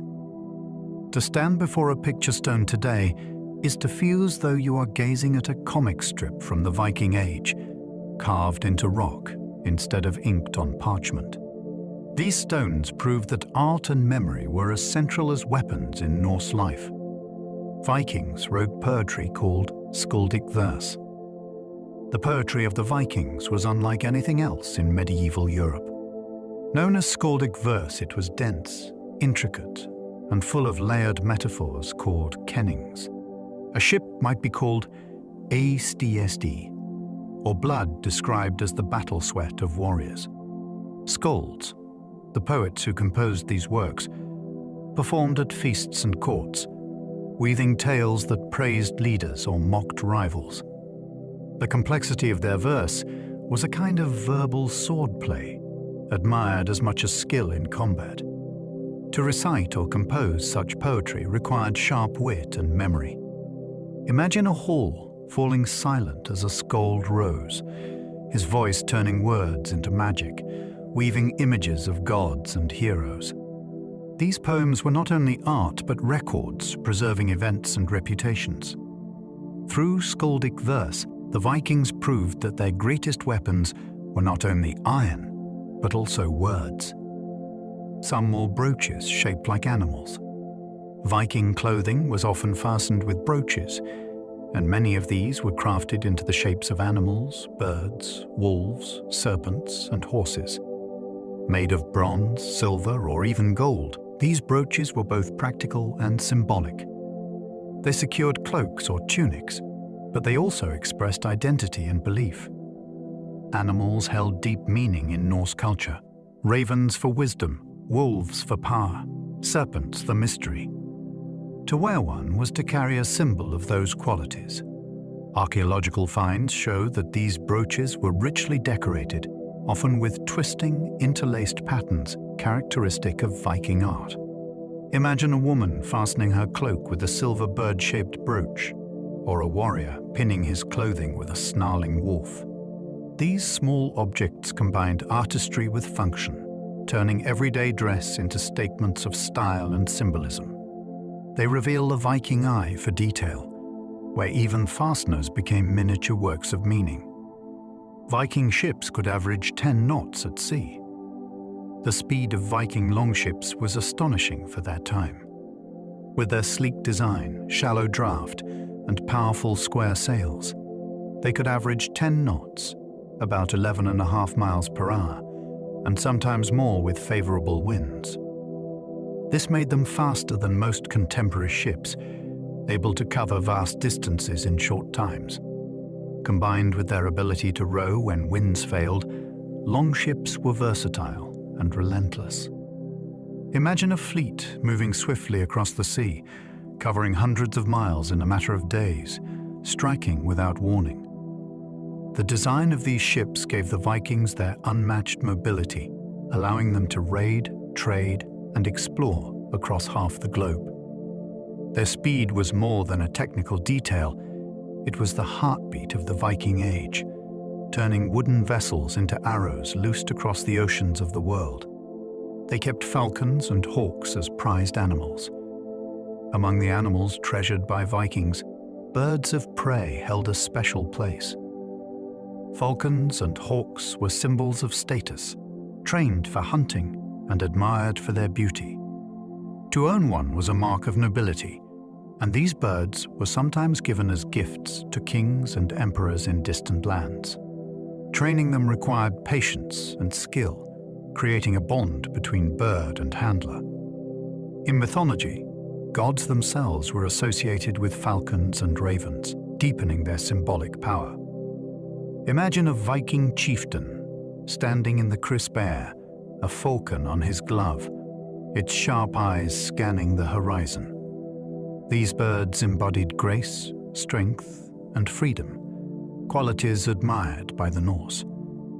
Their presence in art and sagas shows how highly they were valued, not only as hunters, but as living emblems of the skies. companions to humans who longed to fly beyond horizons. Viking warriors carried round shields of linden wood. The iconic Viking shield was round, often about a meter across, and commonly made of linden wood. This wood was light yet strong, making it perfect for both defense and maneuverability. Shields were covered in leather and reinforced with a central iron boss, which could deflect blows or be used offensively. Painted in bright colors, they created a wall of circles when warriors stood together in formation. The shield wall was a central tactic of Viking battle, uniting fighters into a single barrier of wood and iron. Imagine the sound of shields clashing as they locked together, a rhythm of protection and defiance. These shields were not only tools of war, but also canvases for expression, with each painted design marking individuality or group identity. They were as symbolic as they were practical, turning wood into both protection and pride. They burned incense made from pine resin. Life in smoky longhouses could be heavy, and the Vikings found ways to freshen the air. Archaeologists have discovered lumps of pine resin that were burned as incense, releasing a sharp, clean scent. This resin, gathered from forests, not only masked odors but also had antibacterial properties. Burning it was both practical and possibly spiritual, as sweet-smelling smoke carried associations of cleansing and ritual. Imagine the air inside a hall softening with the fragrance of pine, mingling with wood smoke and the aroma of cooking. Such small comforts reveal the humanity of Viking life, where even in rugged conditions, people sought beauty and balance. Incense reminds us that they were not only warriors and explorers, but also individuals who cared for their homes, filling them with warmth, light, and scents that lifted the spirit. Vikings set up markets called things. A thing was both a market and a political assembly, central to Viking life. People gathered at these open-air events to trade goods, settle disputes, and make decisions for the community. Merchants spread out wares, furs, amber, silver, food, and tools, while law speakers recited codes and chieftains debated. Things were as much about social life as business, places where news traveled, marriages were arranged, and alliances forged. Imagine the bustle of a Viking marketplace. Ships pulled up nearby, goods displayed on banquets, voices rising in barter. These gatherings show the Vikings as not only raiders, but participants in a structured society, where order and trade balanced conflict. The thing was democracy in its early form, a reminder that Viking communities valued shared decision-making as much as they valued strength. They held winter feasts, lasting days. When winter came and work slowed, the Vikings celebrated with feasts that could last several days. These gatherings were filled with food, drink, storytelling, and music. Great halls glowed with firelight as families and neighbors gathered to share roasted meats, bread, ale, and mead. Skalds recited poetry, riddles were exchanged, and games were played. Such feasts were more than indulgence, they were vital for social cohesion, reinforcing bonds of kinship and loyalty. For a community enduring the long northern night, these celebrations brought warmth and joy. Imagine the snow falling outside while inside a hall, laughter and song echoed, horns clinked, and stories of gods and heroes stirred imaginations. Winter feasts kept spirits alive, transforming darkness into light. They remind us that even in harsh seasons, the Vikings found ways to celebrate life and create moments of abundance. Vikings reached as far as Newfoundland. Centuries before Columbus, Viking explorers crossed the Atlantic and reached the shores of North America. Archaeological evidence at Lansor Meadows in Newfoundland shows remains of Norse buildings, longhouses built with turf, fireplaces, and ironworking sites. These discoveries match the saga's tales of Vinland, a land of forests and grapes across the Western Sea. For the Norse, the journey was extraordinary. Thousands of miles across icy waters, guided by stars and courage. Though the settlements were brief, their presence marks one of the earliest European steps into the New World. Imagine a Viking ship landing on a rocky coast, sails furled, sailors stepping onto unfamiliar ground, surrounded by dense forests. The voyage to Newfoundland shows that the Viking spirit of exploration was limitless, pushing them to the edge of continents and into legend as the first Europeans to set foot in North America. Their descendants became Normans in France. In the early 10th century, Viking raiders settled along the Seine River in northern France. They struck a deal with the French king, receiving land in exchange for peace. This territory became known as Normandy, and the Norse settlers gradually blended with local culture, becoming the Normans. Within generations, they adopted Christianity, spoke French, and built castles, yet their Viking spirit endured. By 1066, their descendant, William the Conqueror, invaded England, forever changing European history. The transformation from sea raiders to castle builders reveals the adaptability of Viking culture. Imagine Norse warriors settling in fertile valleys, raising stone keeps where longhouses once stood, their children speaking a new language but carrying old bloodlines. The Normans show how Viking legacies did not vanish but evolved, reshaping Europe not through raids but through kingdoms that grew from their settlements abroad. Vikings recorded blood feuds and sagas. In Norse society, disputes often spiraled into feuds, cycles of revenge passed down through families. These conflicts, and their tragic consequences, were immortalized in the sagas. Stories like Njol's Saga describe generations entangled in vengeance, where honor demanded retaliation. Yet these sagas were not mere tales of violence. They reflected deep concern for law, justice, and the fragile balance of peace. By recording these feuds, the Vikings preserved lessons for future generations, warnings of how pride could destroy families and communities. Imagine listeners in a smoky hall, hearing the tale of a blood feud unfold, filled with sorrow and wisdom. These sagas show that while the Vikings valued strength, they also reflected critically on the cost of endless conflict. Their stories remind us that history was not only lived but examined, turned into narrative to teach and endure. They used walrus hides for ropes. In the far north, where resources were scarce, the Vikings relied on ingenuity. Walrus hides, thick and durable, were cut into strips and twisted into ropes. These ropes were incredibly strong, used for ships, sleds, and heavy loads. Unlike hemp or flax, walrus hide ropes could endure the harsh Arctic climate, resisting salt and ice. Norse settlers in Greenland especially depended on them, hunting walruses not only for tusks and meat, but also for this unique material. Imagine a Viking ship tethered to shore with rope cut from the hide of a massive sea creature, each fiber a link between human craft and nature's strength. These ropes remind us that Viking survival depended on using every part of the animals they hunted. From tusks to hides, nothing was wasted. Everything became part of the fabric of exploration and endurance. Viking blacksmiths made pattern-welded blades. Among the most prized Viking weapons were swords with pattern-welded blades.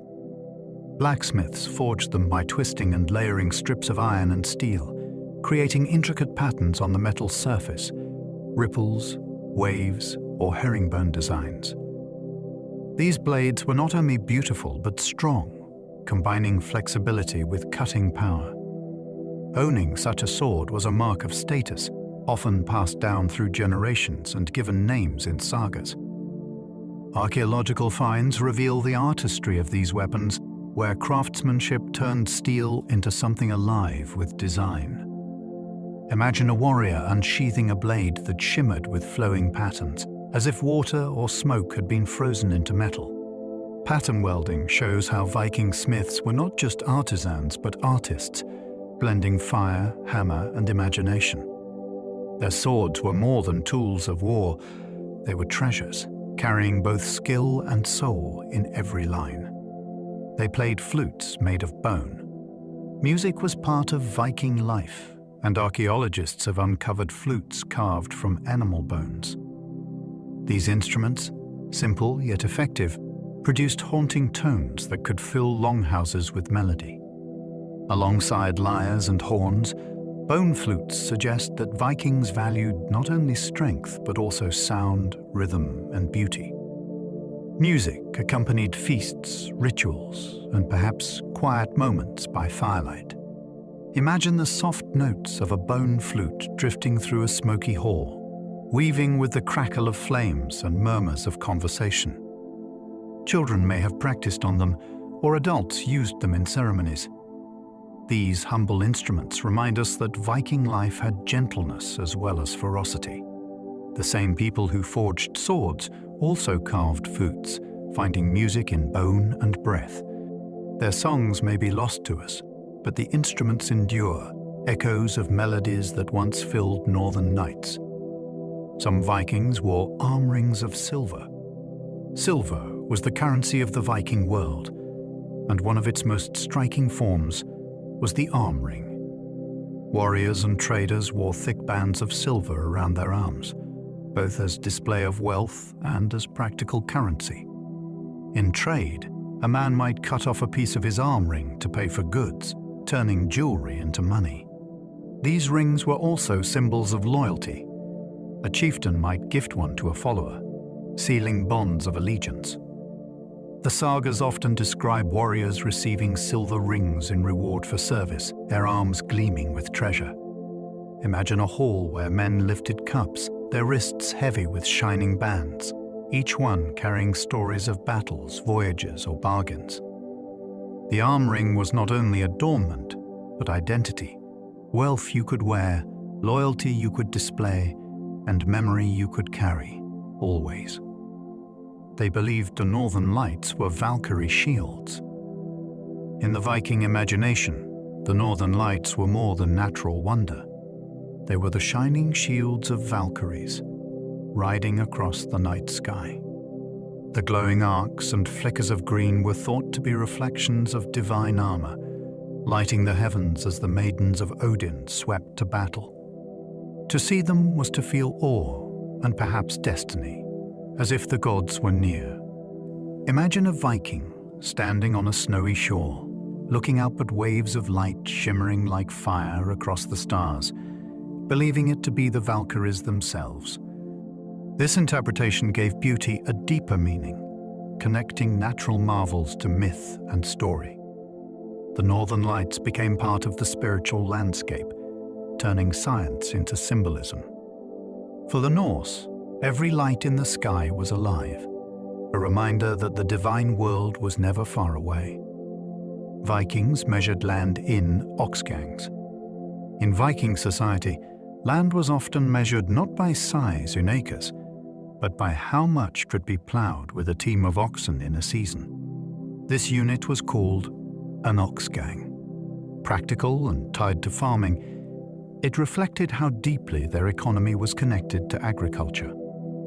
A piece of land was valuable not as abstract space, but as the amount of food and wealth it could produce. This way of thinking shows a people grounded in survival, where farming was as important as raiding or trading.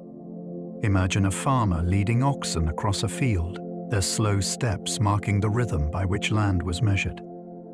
To own an oxgang was to hold not just territory, but livelihood.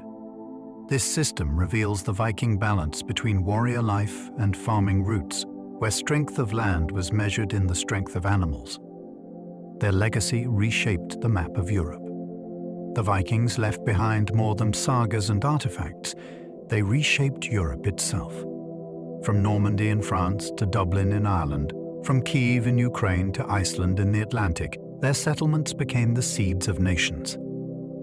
They altered trade routes, founded cities, and left genetic and cultural imprints across continents. Their descendants ruled as kings, dukes, and explorers, carrying Norse influence long after the Viking Age ended. The map of Europe today still carries their marks: place names, languages, and traditions rooted in Norse expansion. Imagine the world before their voyages, then after, forever changed by their daring.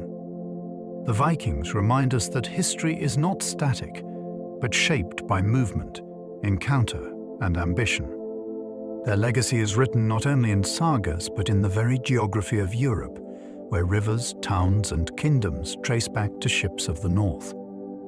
And so, our long journey through the Viking world comes to a gentle close. We've walked the length of their halls, listened to their riddles and poetry, stood beneath the sails of their ships, and followed them across seas and rivers into lands both familiar and far away. Piece by piece, fact by fact, the image of the Vikings becomes more than legend. It becomes a tapestry of lives, woven with strength, skill, and imagination. It is easy to think of them only as raiders or warriors, but tonight we've seen how much more there was. The skalds who shaped words like magic, the children who carved toy boats, the women who wore keys at their belts as signs of authority, the merchants who carried amber and silk across continents, and the explorers who gazed at the northern lights and saw Valkyrie shields glimmering in the sky. What lingers is not just the clash of steel, but the quiet details. A bone flute playing by firelight, a comb carved from antler, a silver arm ring shining on a wrist. These small things remind us that history is built not only of battles, but of homes, stories, and the touch of human hands. As you drift now into rest, imagine the steady rhythm of oars on water, carrying a longship across calm seas beneath the stars. The world is wide, yet here you are, safe and still, with the past gently surrounding you like a cloak. The Vikings are far behind us now, but their echoes remain in language, in place names, in stories, and perhaps even in your own sense of wonder. If you've enjoyed this voyage, I'd love for you to subscribe, leave a like, or share a thought in the comments. It helps this channel grow and bring more journeys to life. But for now, you don't need to do anything at all. Just let yourself rest, carried by the tide of history into dreams. Thank you for sailing through time with me tonight. Sleep well, dream deeply, and when you wake, the past will still be waiting, calm, vast, and full of stories. If you happen to still be awake, you can go ahead and watch the next video now. Good night.